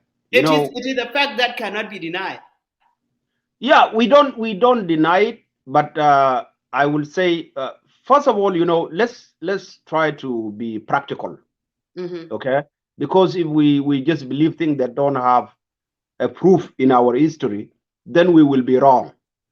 And that is why what we have seen is that the situation right now is not welcoming. There is a lot of war. So even Selfa is asking himself, and even Riek Machar, why is this war and why there are no implementation? Is because Salva and Riek, they don't work together. I think Makwelu will say that, and they cannot work together. So you may pretend of them working together, but it's not going to welcome.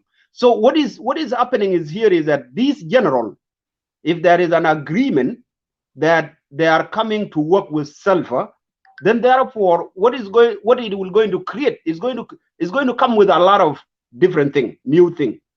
One, it may come with the Riek being weakened. It may come with the army organizing themselves and maybe demanding that both of you have been in power, so, and you have destroyed our nation. There's a lot of things going bad. You might step down. That might be a result of the people, the army coming together. They can demand that. They can demand both by president and the president to come down, and then maybe give the civil population the power. They can demand that. That one case has happened in Khartoum. It's possible, and by this situation, nothing will demand that. We cannot demand that right now. So that is why we are saying this kind of peace is going to be great for us. Is going to actually to change some status quo where we are right now. It may change us for good. In the case of Mundeng, a lot of people who are believing in Mundeng, most of them are not well informed about even what Mundeng is saying and what they mean. They cannot interpret, most of them. And you know, there is nowhere in any song, okay? I am actually one of the experts in the Nuer culture, and in any interpretation of Mundeng, there is no point that it say Riek Machar is coming like this or is coming to be a president. No, Mundeng did not say that, first of all, but people saying that orally, which is wrong totally. Most of his songs. Our history has been, they are always been written orally, so they are. Well, it has to be true, though. It has to be true. The only thing that is coming true, what we say, is that he will be in the bush with the family, which we have proved that he was in the bush with his wife and all that. We didn't talk about that. But in reality, there is no any point where it say he is automatically coming to be the president. No, Mundeng did not say that. So let's be honest about that. Okay, but all in all, can you hear me? About the Mundeng thing, so can you tell us, because last year or a couple of years ago, you mentioned here in legislative media that you are the one who mentioned, Mundeng mentioned you. So are you still believe that you are still the one?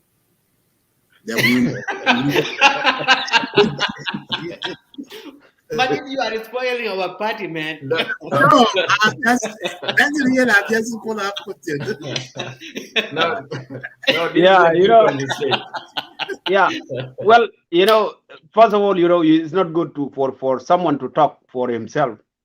I think if you wanted that answer to be answered, you could have a Nuer, well-informed Nuer, somebody who knows the culture and who is maybe educated, who has a capacity to interpret what Mundeng is saying. Because what I know, people say, but they cannot interpret what Mundeng, because they are deep. This is a philosopher that was a guy that learned a lot of religion. So most of these are a philosophical statement. It's very hard for interpretation.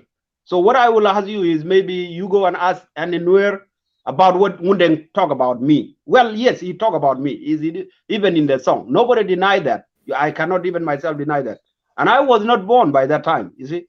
But he talk about me the way he talk about me. I will not say he said automatically that I'm going to become president. No, but there are things he mentioned about me that will actually are in the historical right now. They are working right now if we interpret. So that's what I will say about that. Let's go back to the agreement. You know, what I want to talk about this agreement. This agreement actually has a lot of positive thing I'm seeing, but there's a lot of fear that is in it. Okay, most important is that it is focusing on the security arrangement. And our problem right now, even Salva Kiir, Riek Machar, or whoever, people are crying of why the security arrangement is not implemented. Well, that is what Kit-Gwang are saying, right? secure arrangement means the soldiers, organization of soldiers, organization of the army and the forces. That is what the Kit-Gwang are talking about. They are not talking about we are coming here, we are coming to share the power, to have a certain percentage of the state or maybe ministers. I have not heard about that. What they are saying is that those soldiers, army, they must be actually organized. And what they mean by organize is that there is peace. So let's organize the forces. Salva agree to it. Whether he agree for against Riek Machar, but I think it will be better for one person interest with so many interests. So if Salva agree the forces to be the secure arrangement to be implemented without Riek Machar, who is going to object that in our country? One person. Ya Jama? So I think we should focus on that. It's very important that the secure arrangement can be implemented in name of Gargwedwell or name of Olony, long as it's a working, it's actually answering the security arrangement.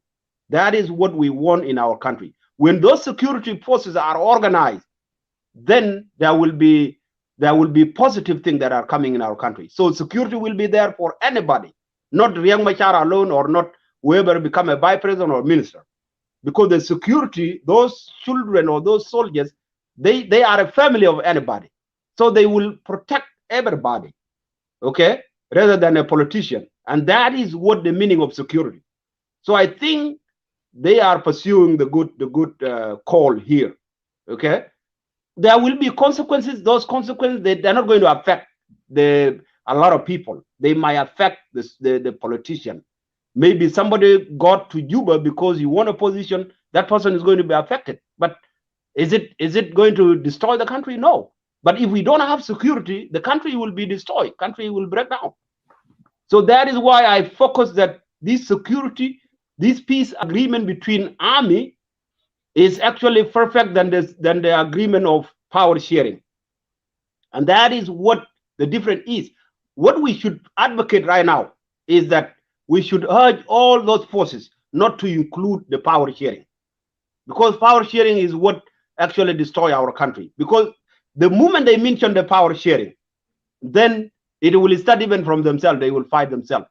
And Abraham mentioned something very important, that there is one of the general actually just defected already before even the agreement is implemented. So that is why, is because of resources. When people talk about resources and they are not talking about the solving problem, they switch like maybe distribution of money, distribution of car, distribution of any benefit, then there will be no any agreement. The actual problem will be diverted. That is what has happened actually with the Riek Machar and Kir agreement. They diverted the security arrangement to the power sharing. So now we have to urge our people to focus on the security arrangement. That means our troops first, not the politician first. So when troops are organized, I think it is the perfect peace we want in our country. So I don't know why people should fear about that. There is what I study about it. The only effect it will cause, the worst thing it will cause, is that there might be change. It's going to affect maybe some politicians. Those who are in ministries, those who are in parliament will be affected. But the country will be in peace. And that is what we want. Because soldiers, when they are organized, so there will be no any militia. Because they will be organized in Bentiu, Malakal, Wau, Bargazal, everybody. Even if you don't have enough salary, unless you can get $100 a month. Because you are organized. But if we organize politics, we organize our parliament, we organize and we make sure that they have money, those soldiers, they will be fighting outside. That's why we have war. So I think security arrangement is the first. I'm urging our people to support this and do not include power sharing in this agreement if we want to succeed.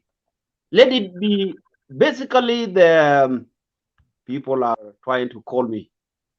Yeah, people are trying to call. So let Isaac make a comment. Arrangement. Yes. Okay. Let me tell you something. I'm just gonna put it like this: security arrangement, whatever it is. Okay.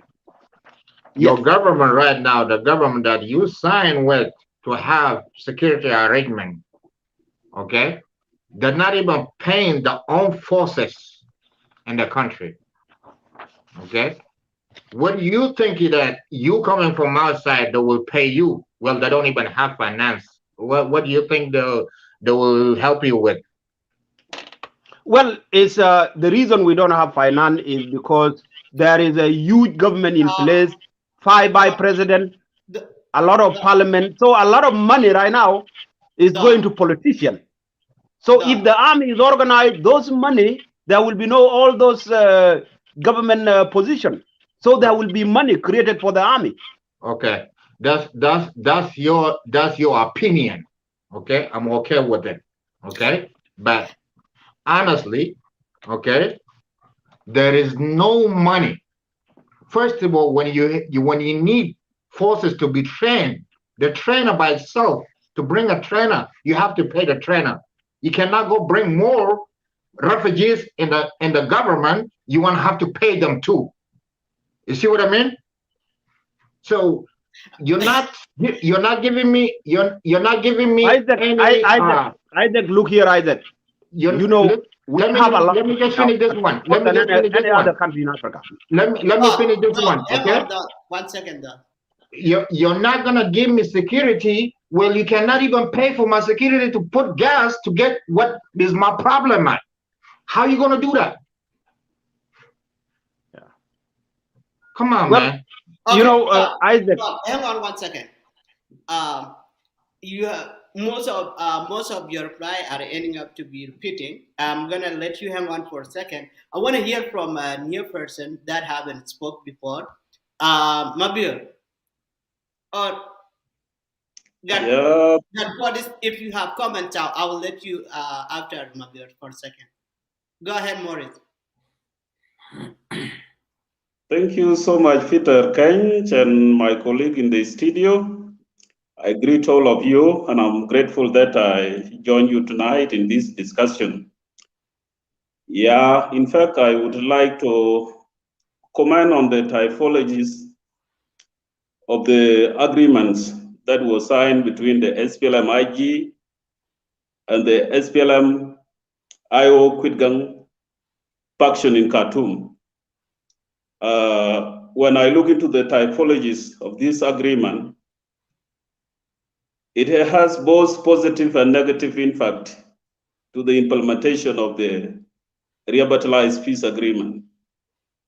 And the typologies that they agree upon and were signed by the SPLM in government and the SPLM IO Kit-Gwang factions are only two typologies which they have agreed upon. One is the security arrangement, and the second one is the power sharing arrangement, which contains about the slot of 7 ministers, which is contrary. It dictates the revitalized peace agreement that is in place.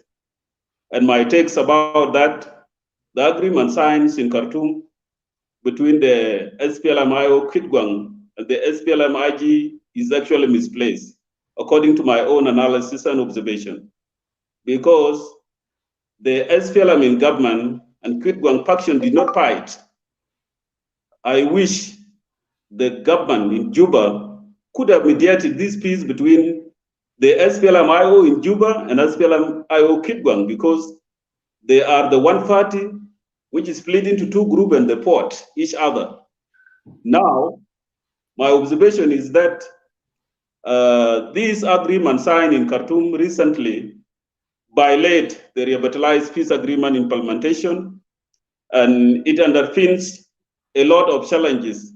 And my own observation also shows that this agreement has a lot of challenges in the implementation process, because if these metrics that are signed in Khartoum are taken into the implementation process, it will dictate the present timetable of the revitalized peace agreement, and therefore it will cause another political shortcoming in the implementation process. You see, now if Kit-Gwang factions came into Juba and they demanded these 7 ministries to be allocated to them, definitely this one will cause another conflict within the SPLM IO in Juba under Riek Machar. So to me, the agreement is good in the sense that it will bring to an end the crisis in the country, and it will be a platform for the government and the opposition parties to prepare for the general election in 2023. That is the goodness of it. If the agreement is signed in letter and spirit without any other hidden agenda behind that, from the Kit-Gwang group and the negotiators who went to Juba, who went to Khartoum, I mean to say, to negotiate this peace. I can see that there are some weaknesses that may affect the implementation process in terms of momentum, implementation, and pressure from the international community, because I don't see them whether they were part of the mediators or the peace granters, because the grantors to this agreement are the Khartoum government and SPLM-IG delegation led by Honorable Tut Gadluak. This one also will cause another confusion between the international community, the regional organization like the AU and the IGAT, because when I see the current revitalized peace agreement that the government and the opposition are making the implementation, I don't see the space for the Kit-Gwang factions that they will be paid into the government. But the question remains that we shall see what will be the role of the government to address the two interest groups, the two IO. And to me, I see that this is a political game between the two factions of Riek Machar. And when Simon Gadwich and Johnson Willing come to Juba, my fear is that another war will break out and election will not take place in 2023, because I can see the mediators, the Kit-Gwang faction, Riek Machar and the government have unreconcilable interests. And if these interests are reconciled, there are hopes that election may take place. So to me, the most common things is the implementation process, but it is in our common prayers to all of us. If the government have the ability to bring peace to South Sudan, that is our common prayers, all of us. But I can see the hidden agenda between this agreement, and the agreement will not hold water. Thank you so much. That is my little take I had to say about the agreement that was signed in Khartoum between the SPLM-IG and SPLM IO Kit-Gwang faction in Khartoum. Thank you so much. Thank you. I forget to mention earlier. Actually, I mentioned a couple of weeks ago when I had my last show that I will not host more than 2 hours show. So, and I have gone over that limit by 5 minutes. So, what I will do, I will give each and every one of you at least a last chance to say a last word. The reason I bring this topic up, we are all looking for peace in South Sudan. And sometimes, mostly the agreement that we have are the one actually cause the problem. You gentlemen actually point out the most and relevant factors and things that could happen. Take example of 7 seats of ministry that are supposed to be given to the Kyrgyz. So how is that going to come out in a repatriation peace agreement? Is it going to be an IO camp that will have at least that 7 seat, or is that the government side? That's a headache there. Like as Morris say, how do you reconcile that? If there is a way, if there is a possibility, each side take it, whether the IG side or the IO side, they accept that. That's fine, as long the gun is silent. So And I want my job here is to make sure that people of South Sudan have a relevant and right information and understand what will come next. So that's the whole of this discussion. Um, it was great. I'm going to start. Isaac, your last word. If you guys can try at least narrow down less than Okay. a Okay. a All right. minute. Peter, thank you for your minute you give me. I'm really enjoying this for real, and I am, I am proud of everybody here. I've seen a lot of people listening. Uh, I'm gonna take this 2 minute clear, and I will speak my mind as I am all the time. Okay, because this is I have to give advice to my people. 2013, I wasn't here. I didn't know what's going on in my country. I was young in the United States in high school. I don't even know what's going on. Okay, but now I am in this. Okay, I'm gonna tell you guys, all of you guys, as Sudanese. I don't sugarcoat. 64 tribe. That's what I fight for. 64 tribe, South Sudanese. That's what I call you guys. Okay. Let me start it. Jamana, we fighting with criminals in our country. All of them. I don't care if Gen Cancer. I don't care if React. I don't care if Kir. I don't care if Orange. I don't care if whatever. All of them in 2013, all of them that have a hand on it, all of them today, they are in the office again. Okay. Here, we are in the United States. You criminal, you go to jail. You don't come and serve the people. This is wrong, my people. I'm telling you guys this clear, because tomorrow, this video, you will tell what is history. Okay. All of you guys need to wake up to figure out this, to stop this war coming up in front of us. Everybody have to be in the street. This is the only way you guys can stop this war. You can stop these people losing our resources. This is the only way. Get out in the street. All of you guys stand up for your right. There's no way out. Nanu denke beja bam rezaj, nuer bam rezaj, na juba bam rezaj. What about you guys kids? Because everything you guys doing right now is for your kids. It's not for you. We're fighting today. We're gonna die in 10 years here. Our kids, the one that want to come and take over. If you don't show your kids how are you gonna take over, what are you gonna do? It's gonna come like Garui Dual again in a goddamn White House and say, "Oh, I need a power sharing and I'm Sunday security that's I'm in. Yeah, man, I'm getting tired of this, man. We're grown. We're grown. Get out in the street, just like United States did, like Liberia doing it, like Arab Pasig do, Gari Amlua in Khartoum, Uganda they're doing it, South Africa doing it, Nigeria doing it. What is your problem? South Sudanese. This is my point. Thank you, Ajamano. Thank you for so much what you guys speaking to you guys. And this nonsense clubhouse, close that thing, because you're not doing anything for my people. Thank you. Thank you, Brother Isaac. It was nice having you. Got questions?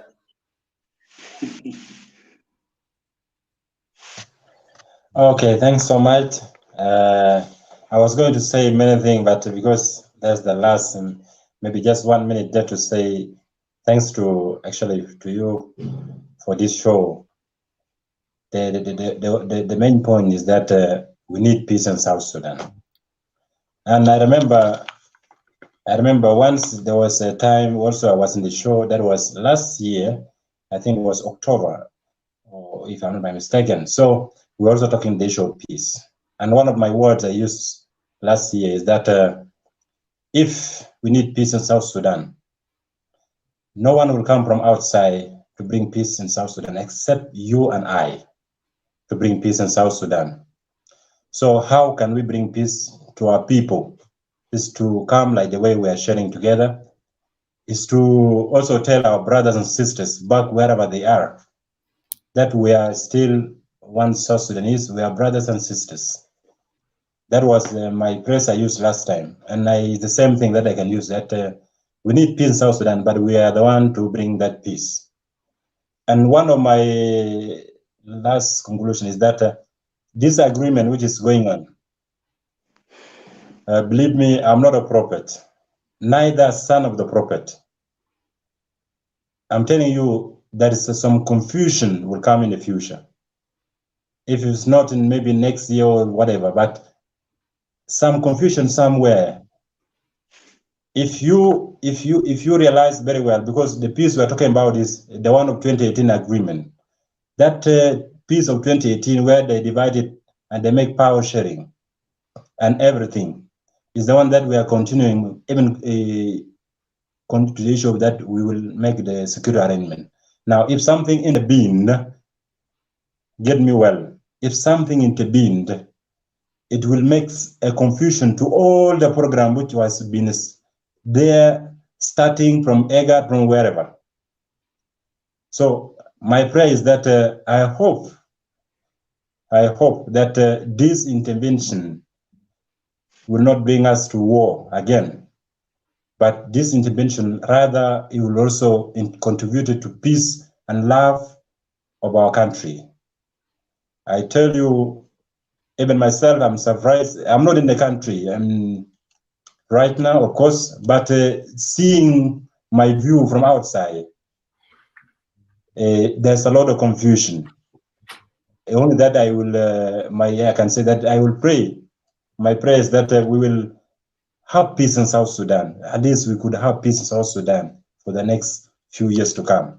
Otherwise, thanks for the show, and thanks for all discussions. It shows that we need peace really. We don't need war anymore, but we need peace, as in all our questions, in all our discussion. Thanks so much.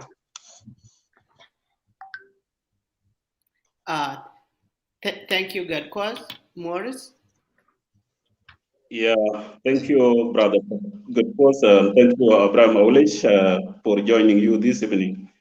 Yeah, before I make my final remarks, I would like to say Mabruk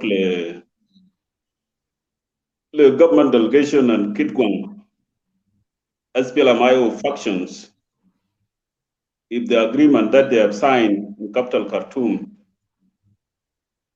was signed in good faith, then we welcome it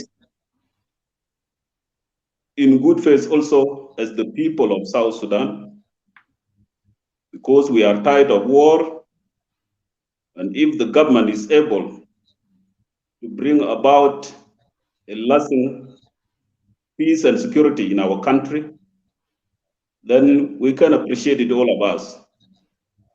We want a democratic election to be conducted in 2023 without this politician in the ruling party and the opposition parties extending again their tenure to the other year. We need election to take place timely. That is my first message I would like to give to the government and the two SPLM IO groups that have reached the agreement with the government in Cuba. My last final remarks is about the political constraints that I'm observing at far that may happen. A more serious problem may stem from the relationship of the two agreements, the revitalized agreement and the Khartoum agreement, with the general political situation that was in place already in the country. At least 4 factors would contribute to the current two agreements that are signed by the government and the SPLM IO, that will either make it difficult to strengthen the relationship of the implementation of the revitalized agreement and the Khartoum agreement. This relationship of accommodating the two groups may make it difficult for the proper and smooth implementation of the peace agreement. Two are structural problems inherited in the revitalized peace agreement and the recently signed agreement in Khartoum between the SPLM-IG and the SPLM IO Kit-Gwang faction. And these two structural problems may drive the country into another bloodshed, and that one we don't want it. I would like to convey my message to His Excellency the President of the Republic of South Sudan, General Salva Kiir Mayardit, and the signatories to the parties to implement the two agreements in letter and spirit, so that there is no another bloodshed that is going to take place again in South Sudan. There's enough blood has been shed for the two wars that were fought between 2013 and 2016. So I would also like to thank my colleague in the studio for their positive contribution in this discussion. And to conclude it, the definition of the two agreements and their interpretation toward the implementation process may be difficult due to one reason or the other, because what is the thinking of the government now is not the thinking of Dr. Riek Machar. And it may also differ from the thinking of those of Simon the Court and Johnson Willing that will join the two parties in the implementation process. With that agreement signed in Khartoum, in my last article, which I wrote last week, I said it is a fake agreement that will not hold water. And if it will hold water later on, then I will appreciate it personally as the citizen of South Sudan to see to it that our country is stable and peace returns to the country. And so I'd like to say thank you again, Peter Ken, and thank you to my colleague, Abraham Wallace in the studio. I will back to hand here, and thank you so much. Thank you, Moritz. I'm sorry, Bodit Mador. I am so sorry, buddy. I am making my last remark. You were late. Hopefully, I will see you next time. Sorry. Awali? Well, thank you very much. First of all, I want to I want to clap my hand to Isaac Coin for his remarks when he said, you know, we need to protest against these politicians on the street. I stand for that, provided that that protest is peaceful and it's not violent and it's not causing any trouble. I think he is right. South Sudan's issues must be returned to the people of South Sudan. The warlords and the politicians have betrayed us. And that is what the PCCA stands for. We stand for the power being returned to the people of South Sudan. The divisions that we see among the people of South Sudan are a creation of a government whose end goal is longevity of the president in power. And so what I need to say with regard to this agreement is that I'm really shocked that the international community, especially IGAD, have not come out categorically to denounce this agreement, because it is a violation of the revitalized peace agreement. And to that end, I want to say that we, as the PCCA, we have declared both this recently signed agreement as null and void. It is not valid. It is illegal. It is done outside the law, and so we don't agree with it. The mechanism that was used to do it is outside the law. The law is there is a government of Southern Sudan. If there is to be any peace to be negotiated, it has to be negotiated by a government, sitting government, not a party, not a party which is involved in conflict. So we think that is wrong. Number two, we think that the revitalized peace agreement is dead. Dead because the president is killing it. And this recent signing of this agreement is a clear case of a slow motion death of the revitalized peace agreement. And so we think that the end game is that President Kiir will neutralize all these opposition groups and opposition leaders, and he will strengthen his autocratic rule, of which the lip service of elections that he keeps talking about has no value. And so my challenge is to the leaders of the RRCs, that include Dr. Riek Machar, that include Hussein Abdelbagi of SOA, and include Dr. Riek Machar of NDM and others, Rebecca Nyandeng of the former detainees. Why are you allowing an agreement that many people in South Sudan have put their hopes in to be mutilated as this, and you don't say anything about it?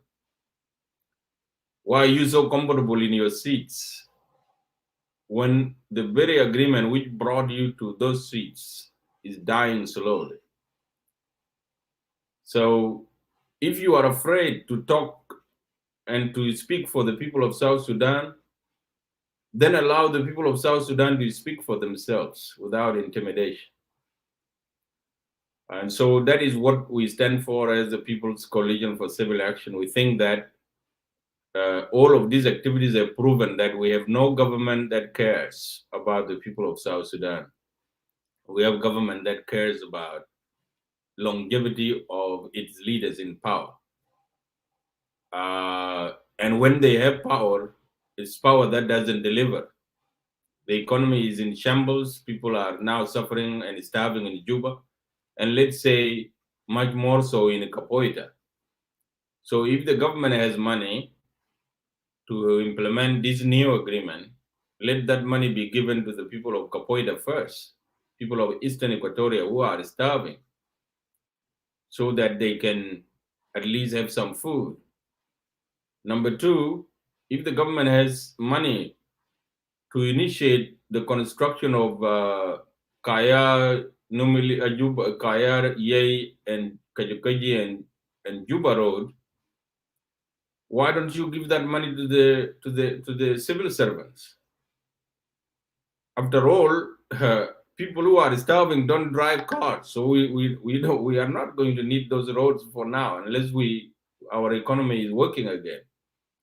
So anyway, I just want to say that it is very unfortunate that President Salva Kiir is playing this movie again of trying to buy off politicians and warlords so that he can settle his political scores. It will end up in another pitched battle in J1 and in the streets of Juba, something that the people of South Sudan cannot afford. And so we continue to advocate for popular mobilization of the people of South Sudan to challenge the status quo, which is responsible for the divisions and the killings and the death of our people. Thank you very much. Thank you, Abraham. Hopefully, we may see you on Monday. Since I have stopped two of my agenda tonight because you guys said you will respond. I will make more show. Hopefully, I have invited Mr. Secretary a couple times, to come and defend himself and the government and the president, but they are not responding to me. So it's not my problem. It's not my fault. I try the best I can to be at least fair to everyone, to let everybody have their own voice and opinion. But if any side turn it down, it is up to them. With that being said, I would like to thank you all who have joined the show, who have contributed, whether you are watching or you are making your comments. My job here is to give all of us as South Sudanese a really incredible information. What is next? where we gone wrong, how do we correct it? That's why I'm here to make sure all of you has your voice. I would like to thank you to my team. And again, I want to say thank you to Abraham Madid, my brother. Get well soon. Guys, if you can pray for my brother Abraham Madid, that would be really, really awesome. Madid Majak, he's the man who goes around 24/7, try to make sure you get all the best information you have, to make sure we are not talking about Mr. X is this and that this tribe is this and that. It's the thing that we want to eliminate it, to eliminate at all, so we don't have people fighting each other because they come from this political party, because they come from this section of tribe. Please remedy it. You will be fine, buddy. Hopefully on Monday you would be able to host the press conference that's coming up, and then we'll go from there. With that being said, I want to say thank you everyone for tuning in. I wish you a great weekend. Be safe out there. And until then, I'll see you all next time.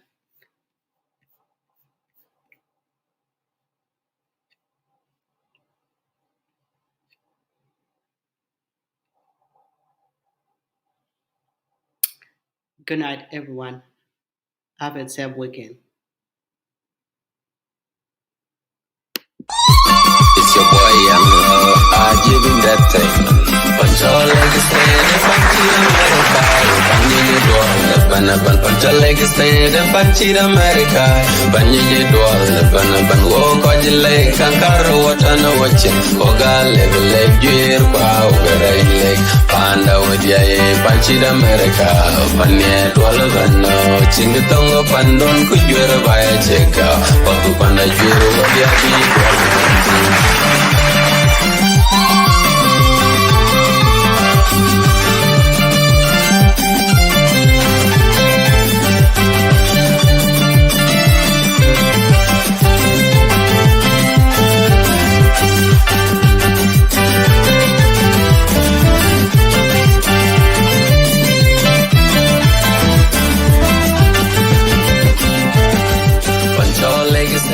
Panchira America, Panji Dwal, Panapan Pancha Leg Stand.